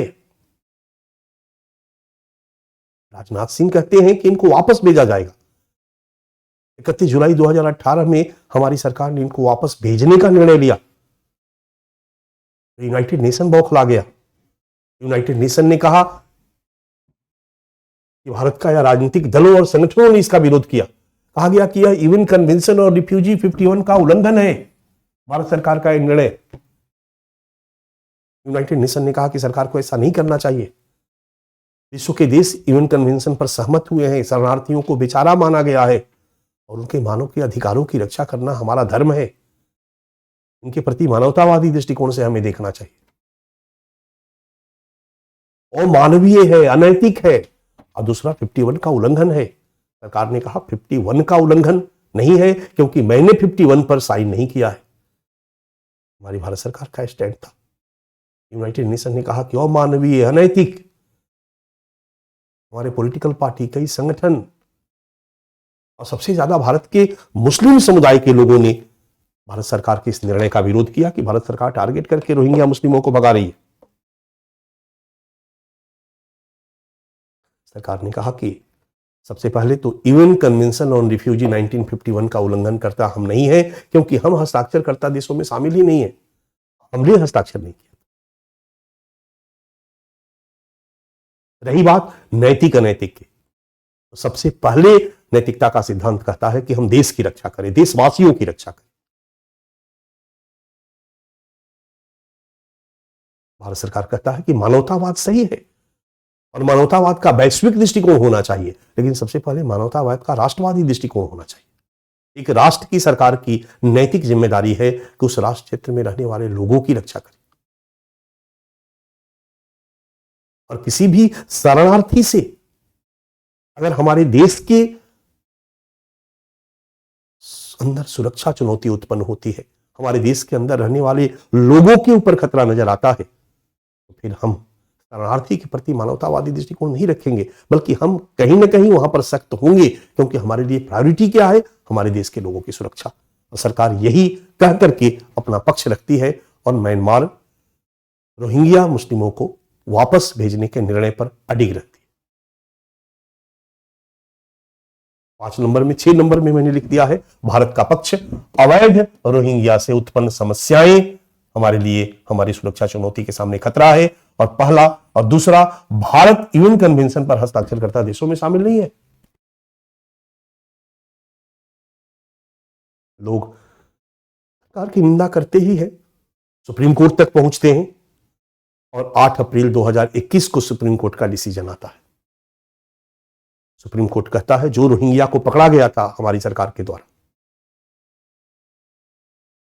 उसके फेवर में कई यहां एक्टिविस्ट जो होते हैं ना, सामाजिक कार्यकर्ता, लोग उनके फेवर में चले गए थे। बेचारा रोहिंग्या, बेचारा रोहिंग्या, इनको सरकार ने पकड़ लिया है, इनको छोड़े, इनकी रिहाई की जाए। सरकार ने कहा जेल नहीं तो म्यांमार। मामला सुप्रीम कोर्ट में गया और सुप्रीम कोर्ट ने भी कहा कि नहीं, इनकी रिहाई संभव नहीं है। बस कानूनी प्रक्रिया पूरी करके इनको वापस भेजा जा सकता है, दैट्स ऑल। इनको छोड़ना, मैं छोड़ने का अनुमति नहीं दूंगा, सरकार को निर्देश नहीं दूंगा। ये है बच्चा रोहिंग्या की कहानी। म्यांमार में रोहिंग्या समुदाय सुन्नी मुस्लिम, उनको उनके नागरिक अधिकारों से वंचित किया जाना, वहां पर उनके विरुद्ध दंगा, वहां पर रोहिंग्या समस्या और उनका दुनिया के देशों में शरणार्थी के रूप में पलायन, बांग्लादेश में भी पलायन, भारत में भी पलायन, मिजोरम के रास्ते, मणिपुर के रास्ते भी भारत में प्रवेश किए कई रोहिंग्या, मणिपुर में ही एडजस्ट कर गए, रह गए, कहीं ना कहीं रोजगार आदि आदि म्यांमार के थे और भारत म्यांमार के साथ संबंध अच्छे थे। तो अब रोहिंग्या है या कौन है कोई नहीं देखता है, आकर के वहां कमा रहे हैं, रह रहे हैं। बांग्लादेश के माध्यम से पश्चिम बंगाल में घुसे, कई ऐसे घुसाने वाले लोग हैं और वहां से ट्रेन पकड़ के श्रीनगर चले गए, कश्मीर चले गए, अहमदाबाद चले गए, हैदराबाद चले गए, दिल्ली चले आए और वहां पर एडजस्ट होकर के अपना कमाने धमाने में लग गए अपने काम में। उनके कारण कुछ हमारी सुरक्षा चुनौतियां उभर कर सामने आई तो सरकार ने उनको हटाने का निर्णय लिया। मानवाधिकार संगठनों द्वारा आलोचना, हमारे देश के राजनीतिक दलों द्वारा आलोचना, कई एक्टिविस्ट द्वारा आलोचना सरकार के इस निर्णय पर। सुप्रीम कोर्ट में अपील, सुप्रीम कोर्ट ने भी कहा कि सरकार के निर्णय में हस्तक्षेप नहीं करूंगा, वापस भेजने का, पर सुप्रीम कोर्ट विरोध नहीं किया और फाइनली सरकार द्वारा वापस भेजने का निर्णय। ये था रोहिंग्या की कहानी। अब रोहिंग्या की कहानी अब हमारे लिए क्या इंपॉर्टेंट है, आपके लिए क्या इंपॉर्टेंट है। आप गृह मंत्रालय के हेड हो तो आपके लिए सुरक्षा चुनौती इंपॉर्टेंट है बच्चा। तो आइए देखते हैं कि इससे सिक्योरिटी थ्रेट्स हमें क्या है, क्या सुरक्षा चुनौतियां। भारत में अगर 50,000, 60,000, 70,000 रोहिंग्या आ चुके हैं और आ रहे हैं, आते रहेंगे, उनको वापस भेजने या उनको गिरफ्तार करने का हमारी सरकार का निर्णय अगर नहीं रहता है, हम वेलकम करते हैं, तो हमारे लिए क्या क्या सिक्योरिटी थ्रेट्स हो सकता है। पहला सिक्योरिटी थ्रेट्स आपके सामने है। इन रोहिंग्याओं का लश्कर तैयबा और आईएसआई से संबंध की आईबी द्वारा पुष्टि की गई है। हमारी इंटेलिजेंस भी उन्होंने सूचना दी है कि ये जो है ये लश्कर तैयबा से संबंधित है, पाकिस्तान के आईएसआई से संबंधित है और ये दोनों भारत में आतंक फैलाना चाहते हैं। निश्चित तौर पर ये रोहिंग्या मुस्लिमों को यूज करेंगे धर्म के नाम पर और ये भारत की सुरक्षा के लिए खतरा उत्पन्न करेंगे। पहला सुरक्षा चुनौती, कहीं ना कहीं रिलीजियस टेररिज्म को फैलाने में रोहिंग्या को यूज किया जा सकता है। हमारे भारत के विरोधी शक्तियों के द्वारा, एक्सटर्नल स्टेट एक्टर्स के द्वारा, एक्सटर्नल नॉन स्टेट एक्टर्स के द्वारा। दूसरी सुरक्षा चुनौती, भारत में आतंकवाद में वृद्धि का खतरा, क्योंकि ये घटना घटित हो गई बच्चा, और घटना घटित ये हो गई कि बोधगया बिहार में एक जगह है, वहां बौद्ध लोग रहते हैं और गया में मुस्लिम लोग भी रहते हैं। वहीं पर गया में रहने वाले कुछ मुस्लिम लोगों ने वहां पर बम विस्फोट को अंजाम दिया। बोधगया में एक बम विस्फोट की घटना घटित हुई और वो मुस्लिम रोहिंग्या मुस्लिम पाए गए। अब मेरी बात को ध्यान से सुनो, रोहिंग्या का शहर क्यों छूटा, देश क्यों छूटा, दर दर को भटकने के लिए क्यों विवश हुए? म्यांमार के बौद्धों के कारण। उनका दंगा म्यांमार में बौद्ध के कारण हुआ। वहां रोहिंग्या मुस्लिम और बौद्ध के बीच सांप्रदायिकता चरम पर रही, एक दूसरे के प्रति अविश्वास, घृणा, द्वेष भाव, यही है कम्युनिज्म। और उनके कारण उनको देश छोड़ना पड़ा।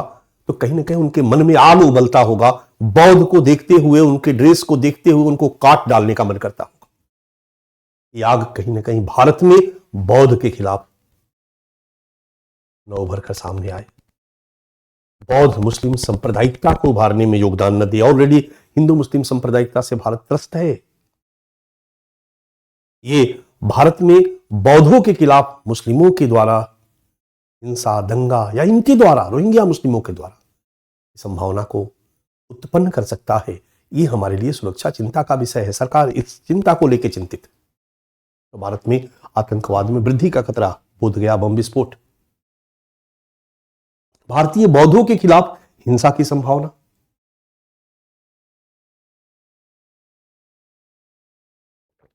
यह भी हमारे लिए सुरक्षा चुनौती है।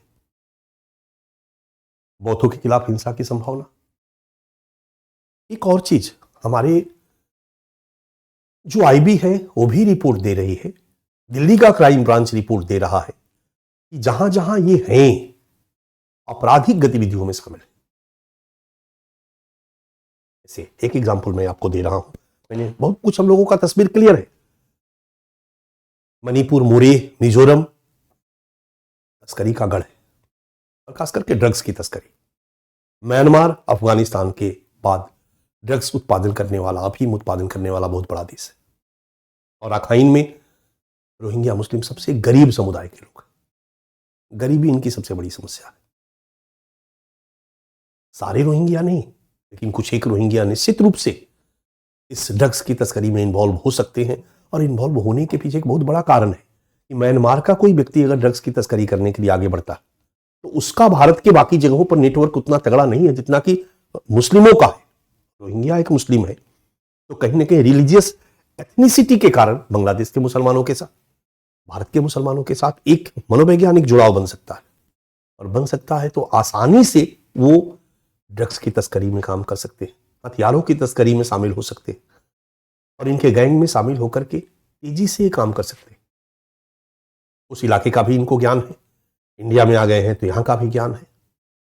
और दूसरा, जहां जहां ये रह रहे हैं, अगर वहां वहां अपराधियों की सूची बनाई जाए तो अगर 100 अपराधी हैं, अगर जहां पर इनकी आबादी 5% है तो इनकी तरफ से 5 अपराधी होना चाहिए। लेकिन 100 अगर अपराधी पकड़े गए तो 15 अपराधी रोहिंग्या मुस्लिम है, 85 अपराधी गैर रोहिंग्या मुस्लिम, बाकी है, जबकि 5 ही होना चाहिए इनका अनुपात। तो हर जगह रोहिंग्या मुस्लिमों के द्वारा अपराध की गतिविधियों में शामिल होने की संभावनाएं बढ़ी है, शामिल होने की पुष्टि मिली है बच्चा। ये भी एक सुरक्षा चुनौती। इस तरीके से मेन 4 सुरक्षा चुनौतियों की हम लोगों ने चर्चा की, और इन्हीं सब चीजों को ध्यान में रखते हुए हमारी सरकार ने रोहिंग्या मुस्लिमों को हटाने का निर्णय लिया, वापस भेजने का निर्णय लिया। अब मामला वापस भेजने का है, आसान नहीं है। बांग्लादेश में वापस भेजोगे, बांग्लादेश सरकार तो लेगी नहीं, ऑलरेडी वो जूझ रही है रोहिंग्या शरणार्थियों को ढोते ढोते। यूनाइटेड नेशन ने कहा कि बांग्लादेश भाई चिंता मत कीजिए, हम हैं। भारत भी बांग्लादेश के साथ कम से कम जबरदस्ती तो नहीं कर सकता है, लेकिन भारत बांग्लादेश के साथ इस समझौते में सहयोग कर सकता है कि किसी भी तरीके से भारत का पिंड छूटे। भारत म्यांमार के साथ बातचीत कर सकता है कि म्यांमार इनको वापस रखो। भारत ने प्रयास किया, बट बाधाएं भी है। बाधाएं क्या क्या है, सबसे पहले बाधाओं की चर्चा करें, तब हम देखेंगे कि भारत ने रोहिंग्या मुस्लिमों की वापसी के लिए क्या क्या व्यवस्था किया। तो हमारे सामने एक डायमेंशन है, रोहिंग्या समस्या के समाधान और इनकी वापसी। यही है समाधान, वापसी। उसमें आने वाली बाधा, सबसे बड़ी बाधा है कि एक जगह नहीं है कि उठाया, बस पर लादा और भेज दिया। ये आज के डेट में भारत के चारों तरफ बिखर चुके। पहला, इनका भारत के विभिन्न राज्यों में बिखरा होना, इधर इधर इधर, हैदराबाद दिख रहे हो, थोड़ा थोड़ा इधर भी हल्का से डेट जो है, इनका विभिन्न राज्यों में बिखरा होना। ये बहुत कठिन काम है, इनको पकड़ करके वापस ले जाना। जो रजिस्टर्ड है, जिनके बारे में पता है, हम पकड़ेंगे, लेकिन जो मिक्सअप हो चुके हैं उनको पकड़ना मुश्किल है। तो अलग अलग राज्यों में बिखरे हुए, ये सबसे बड़ी बात है इनको वापस भेजने पे। और दूसरा, ये यहां के लोगों के साथ मिक्स हो चुके, यहां के लोगों के साथ मिक्स हो चुके। और तीसरा, ये भी मुस्लिम है और भारत में भी मुस्लिम आबादी है, तो भारत के मुस्लिम जनसंख्या के साथ इनकी निर्जातीय समरूपता है। मुस्लिम मुस्लिम, परिणाम भारत के मुस्लिमों का इनके प्रति एक सहानुभूति का दृष्टिकोण। बच्चा 8, 10, 15 वर्षों से अगर वो रोहिंग्या 2012 के बाद से जो रोहिंग्या इंडिया में आके रह रहे, वो मुस्लिम मोहल्ले में रहते हैं, उनके साथ मिक्स हो गए हैं, एक दोस्ताना संबंध हो गया है। अब इतना ज्यादा मिक्स हो गए हैं कि उनके प्रति भारत के मुसलमानों का एक सहानुभूतिपूर्ण सोच विकसित हो चुका है। कहीं ना कहीं बच्चा एथनिक सिमिलरिटी या होमोजेनिटी सहानुभूति को तो उत्पन्न कर ही देता है। आपने देखा होगा विश्व के अलग अलग देशों में रहने वाले मुसलमान किस तरीके से फिलिस्तीन के मुसलमानों के पक्ष में, गाजा के मुसलमानों के पक्ष में सहानुभूति रखने लगे, और सहानुभूति ही नहीं रखे बल्कि अपने अपने देश में आंदोलन भी करना शुरू कर दिया था। आपके सामने है, भारतीय मुसलमानों ने बांग्लादेशी मुस्लिमों के विरुद्ध के पक्ष में सीएए का जो विरोध है, वहां भारतीय मुसलमानों द्वारा जबरदस्त सीएए का विरोध है। अफगानिस्तान से आने वाले, पाकिस्तान से आने वाले और बांग्लादेश से आने वाले मुस्लिमों को सिटीजनशिप क्यों नहीं दिया जाए?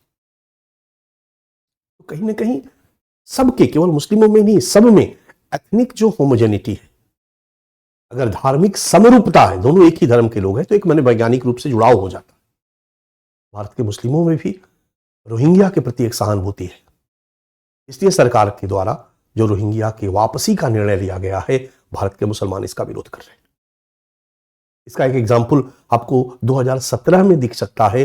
कलकत्ता में 18 मुस्लिम संगठनों ने रोहिंग्या के समर्थन में जुलूस निकाला, और रोहिंग्या के समर्थन में जो जुलूस निकाला बच्चा, उसमें 35,000 लोग शामिल हुए। 35,000 मुस्लिम कम्युनिटी के लोग शामिल हुए।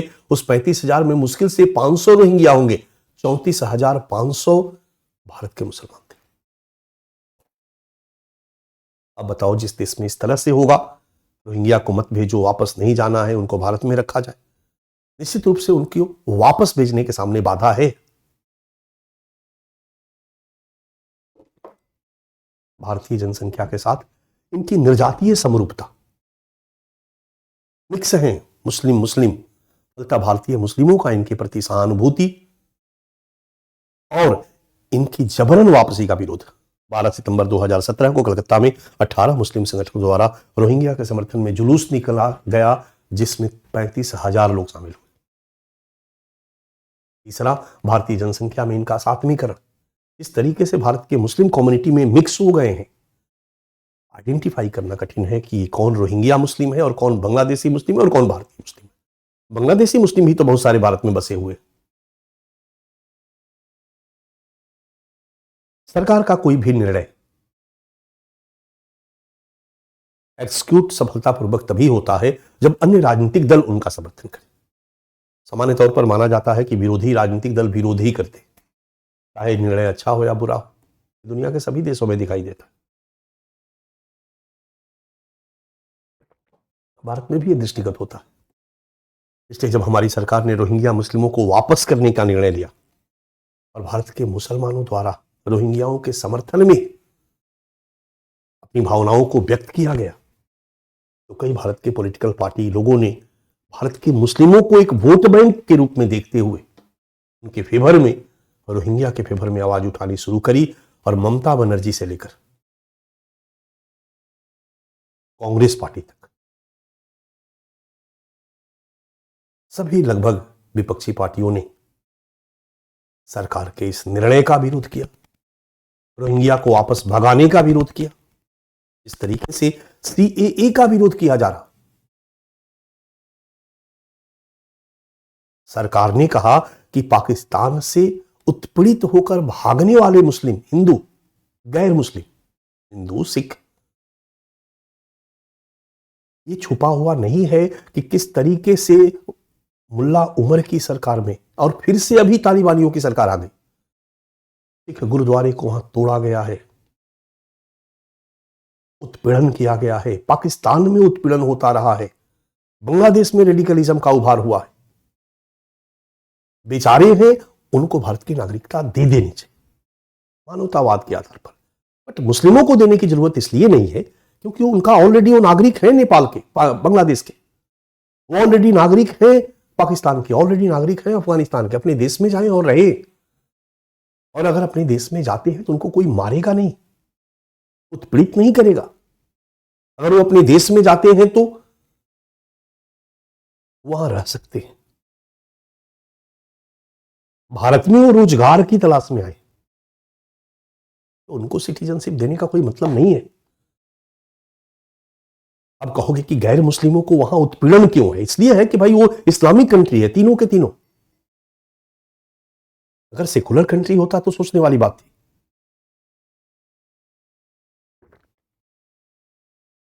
फिर कहोगे कि तब रोहिंग्या भी बेचारा है, उनको हम क्यों न शरण दें? रोहिंग्या भारत के मुल्क का नहीं है। अफगानिस्तान में रहने वाले गैर मुस्लिम लोग, पाकिस्तान में रहने वाले गैर मुस्लिम, पाकिस्तान के रहने वाले सभी लोग, बांग्लादेश के रहने वाले सभी लोग इंडियन रहे हैं, भारतीय मूल के रहे हैं, ब्रिटिश भारत के लोग रहे। क्योंकि बंटवारा हुआ तो पाकिस्तान में मुसलमानों ने रहने का निर्णय लिया तो वो वहां के हो गए। तो कहीं ना कहीं पाकिस्तान, अफगानिस्तान, अफगानिस्तान भी उस समय अंग्रेजी सरकार के अधीन था। वहां पर जितने भी गैर हिंदू हैं, सिख हैं, वो भारत के ही हैं जो वहां गए हैं। बांग्लादेश वाले भारत के ही हैं जो वहां हैं, ब्रिटिश भारत के रहे हैं, वही रह गए। उनके प्रति हमारा उदार दृष्टिकोण होना लाजमी है।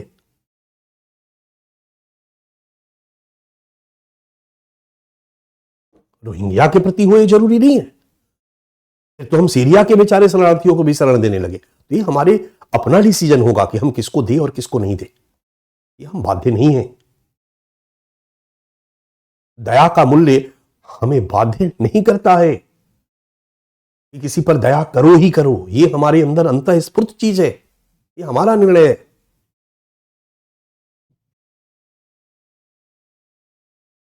फिर कहोगे कि सर तमिल लोगों को क्यों नहीं नागरिकता दे दी जाए? तो उत्तर है कि तमिल जो लोग हैं श्रीलंका में रहने वाले, वो आज से नहीं, वो हजारों वर्ष पहले से वहां रह रहे। वो नहीं है कि ब्रिटिश भारत के लोग हैं वहां चले गए। नो, ब्रिटिश भारत के लोग म्यांमार गए तो म्यांमार हिंदू जो कमाने गए थे वापस आए, उनको सिटीजनशिप दिया गया, इसी आधार पर दिया गया।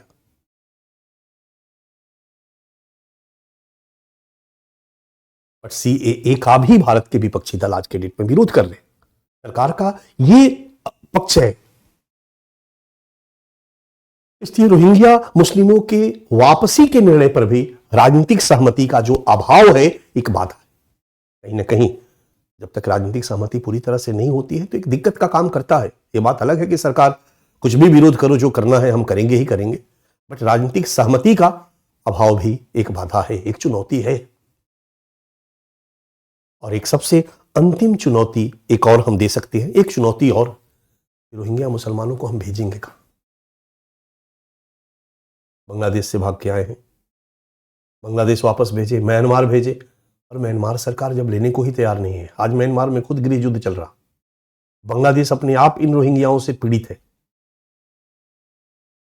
वो लोग लेने के लिए तैयार नहीं है। भारत ने तमाम रिक्वेस्ट किया, बड़ी मुश्किल से भारत ने कुछ लोगों को तैयार किया भेजने के लिए।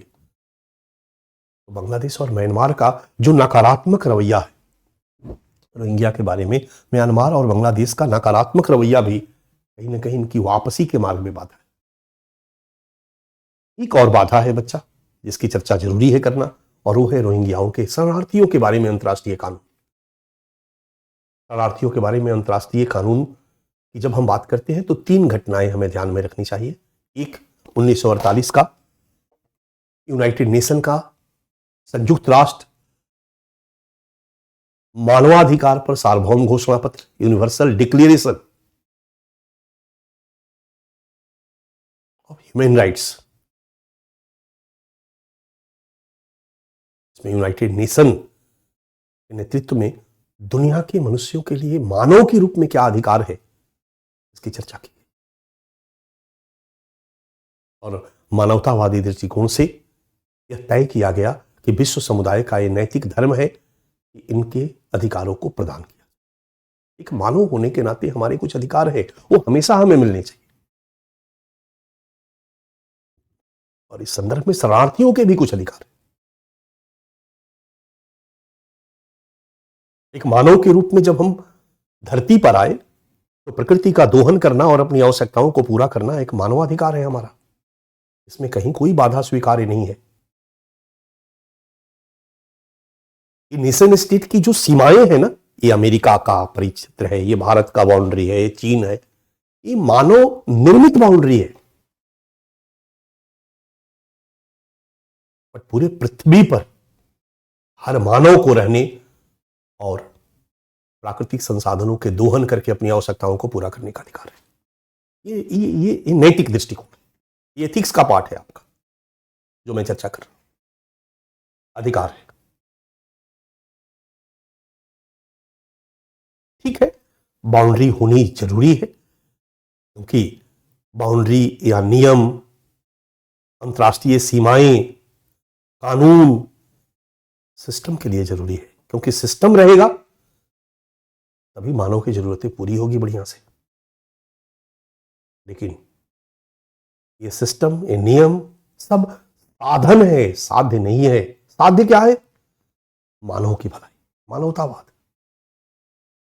इसलिए अगर कोई देश में आंतरिक संघर्ष से पीड़ित होकर वहां के लोग किसी भी दूसरे देश में जाकर शरण लेते हैं, उनके कुछ अपने अधिकार होते हैं और दूसरे देश का नैतिक दायित्व है कि उसको शरण दे।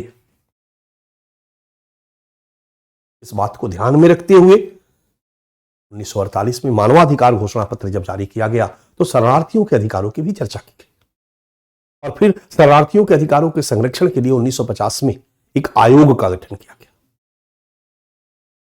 जो दुनिया में कहीं पर भी गृह युद्ध की स्थिति या उत्पीड़न से पीड़ित होकर दूसरे देश में सीमा लांघ करके अगर कोई शरणार्थी जाता है तो यूनाइटेड नेशन का ये सेक्शन जो है, आयोग, उन शरणार्थियों की अधिकारों को, मानवाधिकारों को प्रदान कराने का प्रयास करता है, उनको देखता है, उनको कैंप लगवाता है, रजिस्ट्रेशन करवाता है, उनकी देखभाल करता है, उसकी जिम्मेदारी है।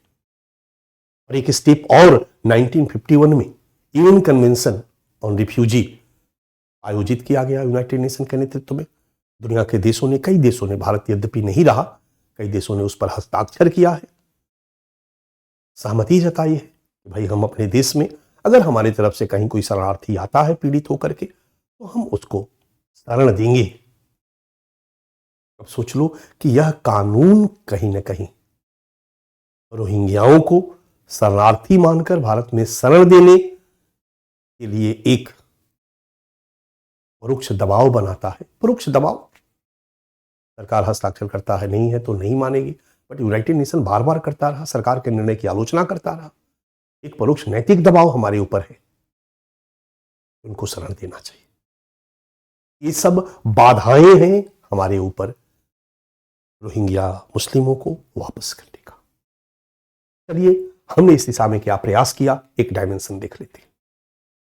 रोहिंग्या समस्या के समाधान हेतु प्रयास। पहला प्रयास नवंबर 2017 में हम लोगों ने किया। म्यांमार और बांग्लादेश द्वारा रोहिंग्या मुसलमानों की संभावित वापसी का रास्ता तैयार करने के लिए समझौते पर हस्ताक्षर हुआ। बांग्लादेश में जो रोहिंग्या थे म्यांमार में वापस जाए, हालांकि 17 में सैनिक शासन नहीं आया था, म्यांमार में वापस जाएंगे, म्यांमार उनको वापस लेगा। भारत ने प्रयास किया, भारत का संबंध म्यांमार से भी अच्छा था, बांग्लादेश से भी अच्छा था। भारत ने प्रयास किया और बांग्लादेश और म्यांमार के बीच समझौता करवाया। ये भारत का एक प्रयास है, परोक्ष प्रयास है।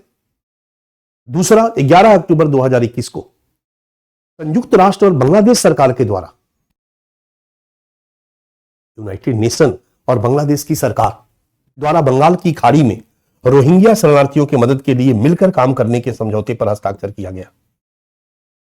भारत रोहिंग्याओं को प्रॉपर सब कुछ हो, समस्या उनके सिर डाल के उनको व्यवस्था कर दी जाए, भारत इसके लिए प्रयासरत है। बांग्लादेश और म्यांमार के बीच समझौता हो गया, यूनाइटेड नेशन और बांग्लादेश के बीच समझौता हुआ कि दोनों मिलकर काम करेंगे उनकी समस्याओं के समाधान के लिए, शरणार्थी शिविर में रखना, उनका खर्चा वहन करना, आदि आदि। इसके बाद बांग्लादेश सरकार द्वारा 19,000 से अधिक रोहिंग्या को भाषण 4 द्वीप, एक भाषण 4 द्वीप है, ये मैप आपको दिखाई दे रहा होगा, ये चिटगोंग है, चिटगोंग के जस्ट बगल में ये भाषण 4 द्वीप है, एक छोटा सा। निर्णय लिया गया कि इनको भाषण 4 द्वीप पर बसाया जाए। फिलहाल बसा दिया जाएगा तो कम से कम कुछ रास्ता साफ होगा। भाषण 4 द्वीप पर बसाने का निर्णय लिया गया। फिर भारत सरकार द्वारा बांग्लादेश और म्यांमार सरकार के साथ बातचीत के जरिए शांतिपूर्ण तरीके से इस समस्या के समाधान की दिशा में प्रयास जारी है। सरकार लगातार बातचीत कर रहा है कि किसी भी तरीके से भारत से म्यांमार को वापस किया जाए, म्यांमार में घुसपैठियों को, शरणार्थियों को वापस किया जाए, रोहिंग्या को वापस किया जाए। और इस दिशा में एक पहली बार सफल प्रयास हमारा मार्च 2024।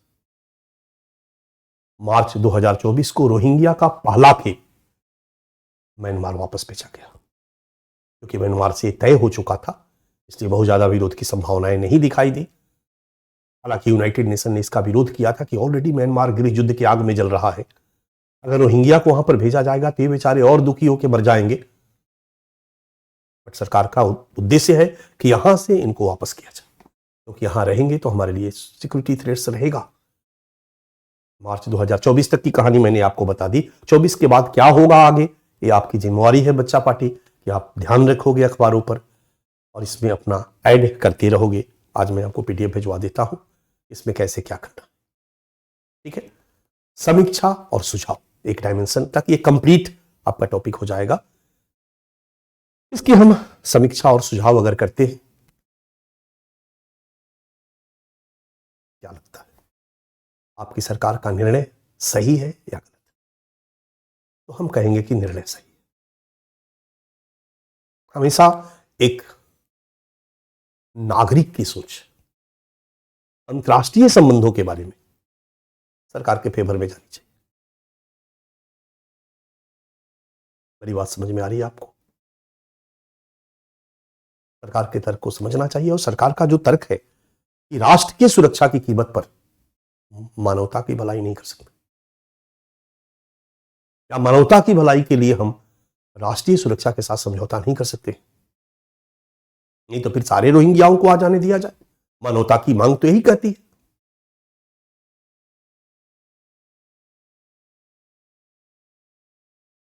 सबसे पहला जो पक्ष है सरकार के इस निर्णय का, वो ये है कि सरकार का यह निर्णय कानूनी रूप से सही है। कैसे भाई? तो भारत का कौन नागरिक होगा और कौन नागरिक नहीं होगा, ये विदेशी विषयक अधिनियम 1946 निर्धारित करता है, और उस अधिनियम के तहत देखा जाए तो रोहिंग्या भारत के नागरिक नहीं हो सकते हैं, नहीं है। और यह अधिनियम कहता है कि अगर कोई व्यक्ति भारत का नागरिक नहीं है, अवैध तरीके से भारत में घुस आया है, तो सरकार उसको गिरफ्तार कर सकती है, सरकार उसको अपने देश के जेल में रख सकती है, सरकार उसको वापस कर सकती है। ये सरकार का अधिकार क्षेत्र है, और सरकार अगर ऐसा कर रही है तो भारत के ही कानून के अनुरूप कर रही है। इसलिए सरकार का यह निर्णय कानूनी रूप से सही है, ठीक है। दूसरा, सरकार का यह निर्णय आंतरिक सुरक्षा के संदर्भ में भी सही है, क्योंकि यदि भारत में रोहिंग्या शरणार्थियों को आश्रय देने से, यहां रहने से हमारे लिए आंतरिक सुरक्षा के समक्ष कई प्रकार की चुनौतियां उत्पन्न हो सकती है, तो इस संदर्भ में भी अगर हम देखें, इस चश्मे से भी हम देखें, तो सरकार का यह निर्णय सही है। तीसरा, राष्ट्रवादी विचारधारा क्या कहती है? नेशनलिज्म कहती है राष्ट्रहित, राष्ट्रहित, राष्ट्रहित। सबसे पहला राष्ट्रहित है, इसके बाद बाकी सब। और अगर हम राष्ट्रवादी विचारधारा के चश्मे से देखते हैं, तब भी हमारी सरकार का यह निर्णय सही है। राष्ट्रवादी विचारधारा भी अनुमति प्रदान, राइट। अब रही बात मानवतावादी और अंतर्राष्ट्रीय कानून, तो हम अगर अंतर्राष्ट्रीय कानून के हिसाब से देखते हैं, तब भी सरकार का निर्णय गलत इसलिए नहीं है क्योंकि सरकार यूएन कन्वेंशन ऑन रिफ्यूजी पर हस्ताक्षरकर्ता देशों में शामिल नहीं है। शरणार्थी पर अंतर्राष्ट्रीय कानून का भी उल्लंघन नहीं है सरकार का यह निर्णय, क्योंकि Bharat UN convention on refugee पर हस्ताक्षरकर्ता देशों में शामिल नहीं है। लास्ट बच गया नैतिक दृष्टिकोण से, मानवीय दृष्टिकोण से। यहां पर तो हमें कंसीडर करना होगा, इसलिए हम कहेंगे कि उपरोक्त चारों के संदर्भ में सरकार का निर्णय सही है, लेकिन परंतु मानवीय और नैतिक दृष्टिकोण से सरकार का यह निर्णय, सरकार का यह कदम विवाद या बहस का विषय है। यानी सरकार को इन बेचारे रोहिंग्याओं पर एक सहानुभूतिपूर्ण विचार, नजरिया रखना चाहिए। अब प्रश्न है कि सहानुभूतिपूर्ण नजरिया किस सीमा तक, अपने देश की सुरक्षा की कीमत पर, या अपने देश की सुरक्षा को बनाए रखते हुए? फिर ऐसे संदर्भ में सरकार को क्या करना? अब आता है आपका सुझाव। मैंने इस टॉपिक के इतने डायमेंशन खींच दिया है बच्चा कि प्रश्न चाहे कैसे भी पूछा जाए ना, आप आराम से आंसर करने के लिए आपको कंटेंट की जरूरत नहीं होगी। हर सेक्शन से मैंने कंटेंट आपको उठाकर दे दिया है। सुझाव अंततः क्या करना चाहिए, क्या आपका सुझाव है? पहला सुझाव क्या होगा? म्यांमार से बातचीत किया जाए यार। म्यांमार से बातचीत करके वहां इनका स्थायी समाधान निकाला जाए ना। अगर वहां के पूरे रोहिंग्याओं को सिटीजनशिप दे दिया जाए, क्या बुरा है? बातचीत किया जाए। म्यांमार तू ले ले कुछ पैसे, दुनिया के देशों से हम कुछ को दे देते हैं, सपोर्ट, सहायता, दे दो सिटीजनशिप, वापस लो। हम मान से जिएंगे अपने गांव में रख के, अपनी जगह पे रखे, या मानवीय दृष्टिकोण है? तो पहला प्रयास हमारा यही होगा बच्चा, भारत द्वारा म्यांमार को इस समस्या के अस्थायी समाधान के लिए राजी कराया जाए। हालांकि अभी कठिन है, गृह युद्ध की स्थिति है, लेकिन जब भी अस्थायित्व आता है म्यांमार में तो एक प्रयास होना चाहिए। दूसरा, यूनाइटेड नेशन को भी इग्नोर नहीं करना है। भारत को यूनाइटेड नेशन को भी साथ में रखते हुए रोहिंग्या की समस्याओं का समाधान करवाने का प्रयास करना चाहिए, उनकी वापसी सुनिश्चित करने का प्रयास करना चाहिए। भारत में शरण देना ये कोई बहुत बड़ा विकल्प नहीं है, परमानेंट सॉल्यूशन खोजने का प्रयास करना चाहिए। तो दूसरा पॉइंट है, भारत द्वारा यूएन को साथ लेते हुए भारत में रह रहे रोहिंग्याओं को कुछ निश्चित स्थान पर संरक्षित रखा जाए। एक सजेशन हम दे सकते हैं। ये हम सरकार के निर्णय का विरोध नहीं कर रहे, हमने सरकार के निर्णयों को पहले सही साबित किया। हमेशा आप यूपीएससी की परीक्षा दे रहे हो तो हमेशा हर कदम पर सरकार का विरोध नहीं करोगे, लेकिन अनावश्यक समर्थन भी नहीं करना, एक तर्कसंगत निष्कर्ष तक पहुंचाने का प्रयास करना। हमने 4 संदर्भों में सरकार के निर्णय को सही साबित किया कि सही है सरकार भाई। हाँ, रहा मानवीय संदर्भ तो थोड़ा सोचा जा सकता है, इसके लिए एक मध्य मार्ग क्या है, एक बेहतर विकल्प क्या है। एथिक्स में भी केस के रूप में आपसे सवाल पूछा जा सकता है बच्चा, ध्यान रखना, केस स्टडी के रूप में एक बेहतर विकल्प क्या है। तो भारत द्वारा यूएन को साथ लेते हुए एक तो म्यांमार को राजी किया जाए, यूएन को साथ लेते हुए भारत में रह रहे रोहिंग्याओं को लंबा समय तक नहीं, लेकिन कुछ निश्चित स्थान पर एक जगह फिक्स कर दिया जाए, हर जगह मूवमेंट नहीं, आंतरिक सुरक्षा चुनौती से बचते हुए निश्चित स्थान पर संरक्षित रखा जाए तब तक जब तक कि उनकी वापसी सुनिश्चित नहीं हो जाती। कुएं में ढकेल देना उचित नहीं। डन।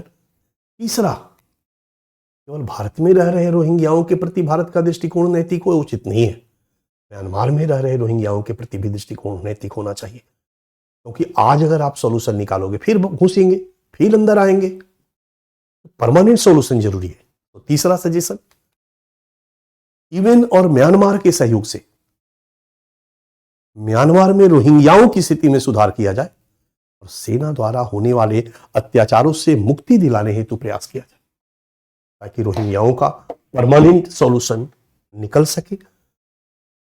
रोहिंग्या सम्मान के साथ, नागरिकता के साथ, नागरिक अधिकारों के साथ म्यांमार में जी सके और उनके घुसपैठ से, पलायन से, शरणार्थी के रूप में भारत में आने से भारत की सुरक्षा जो चुनौती उत्पन्न हो रही है उसका समाधान भी। तो अच्छा यही है, रोहिंग्या समस्या हमारा हो गया। मैंने एक समस्या को और टच कर दिया, मैं सोचा था आज टॉपिक हमारा खत्म हो जाएगा। ठीक है, ये है आपका रोहिंग्या पर प्रश्न कभी भी बन सकता है, आज के डेट में चर्चा का विषय है और हर करंट के टॉपिक को मुद्दा के रूप में मैंने आपके सामने रखा है और आपको प्रीवियस ईयर क्वेश्चन भी दिखाया है, चाहे सीपेक हो, चाहे जिस भी तरह के प्रश्न पूछे गए हैं, कहीं ना कहीं करंट से टच करके ये सारे प्रश्न रहे हैं। इंटरनल सिक्योरिटी 100% करंट है बच्चा, 100% करंट है।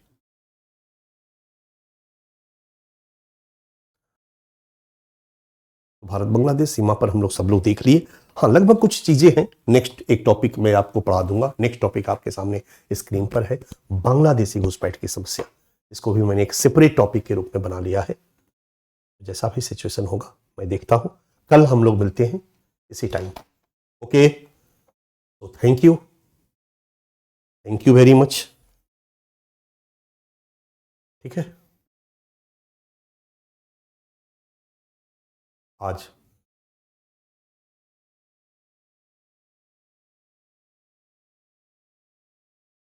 आप लोगों को ज्यादा पढ़ना पड़ रहा बच्चा।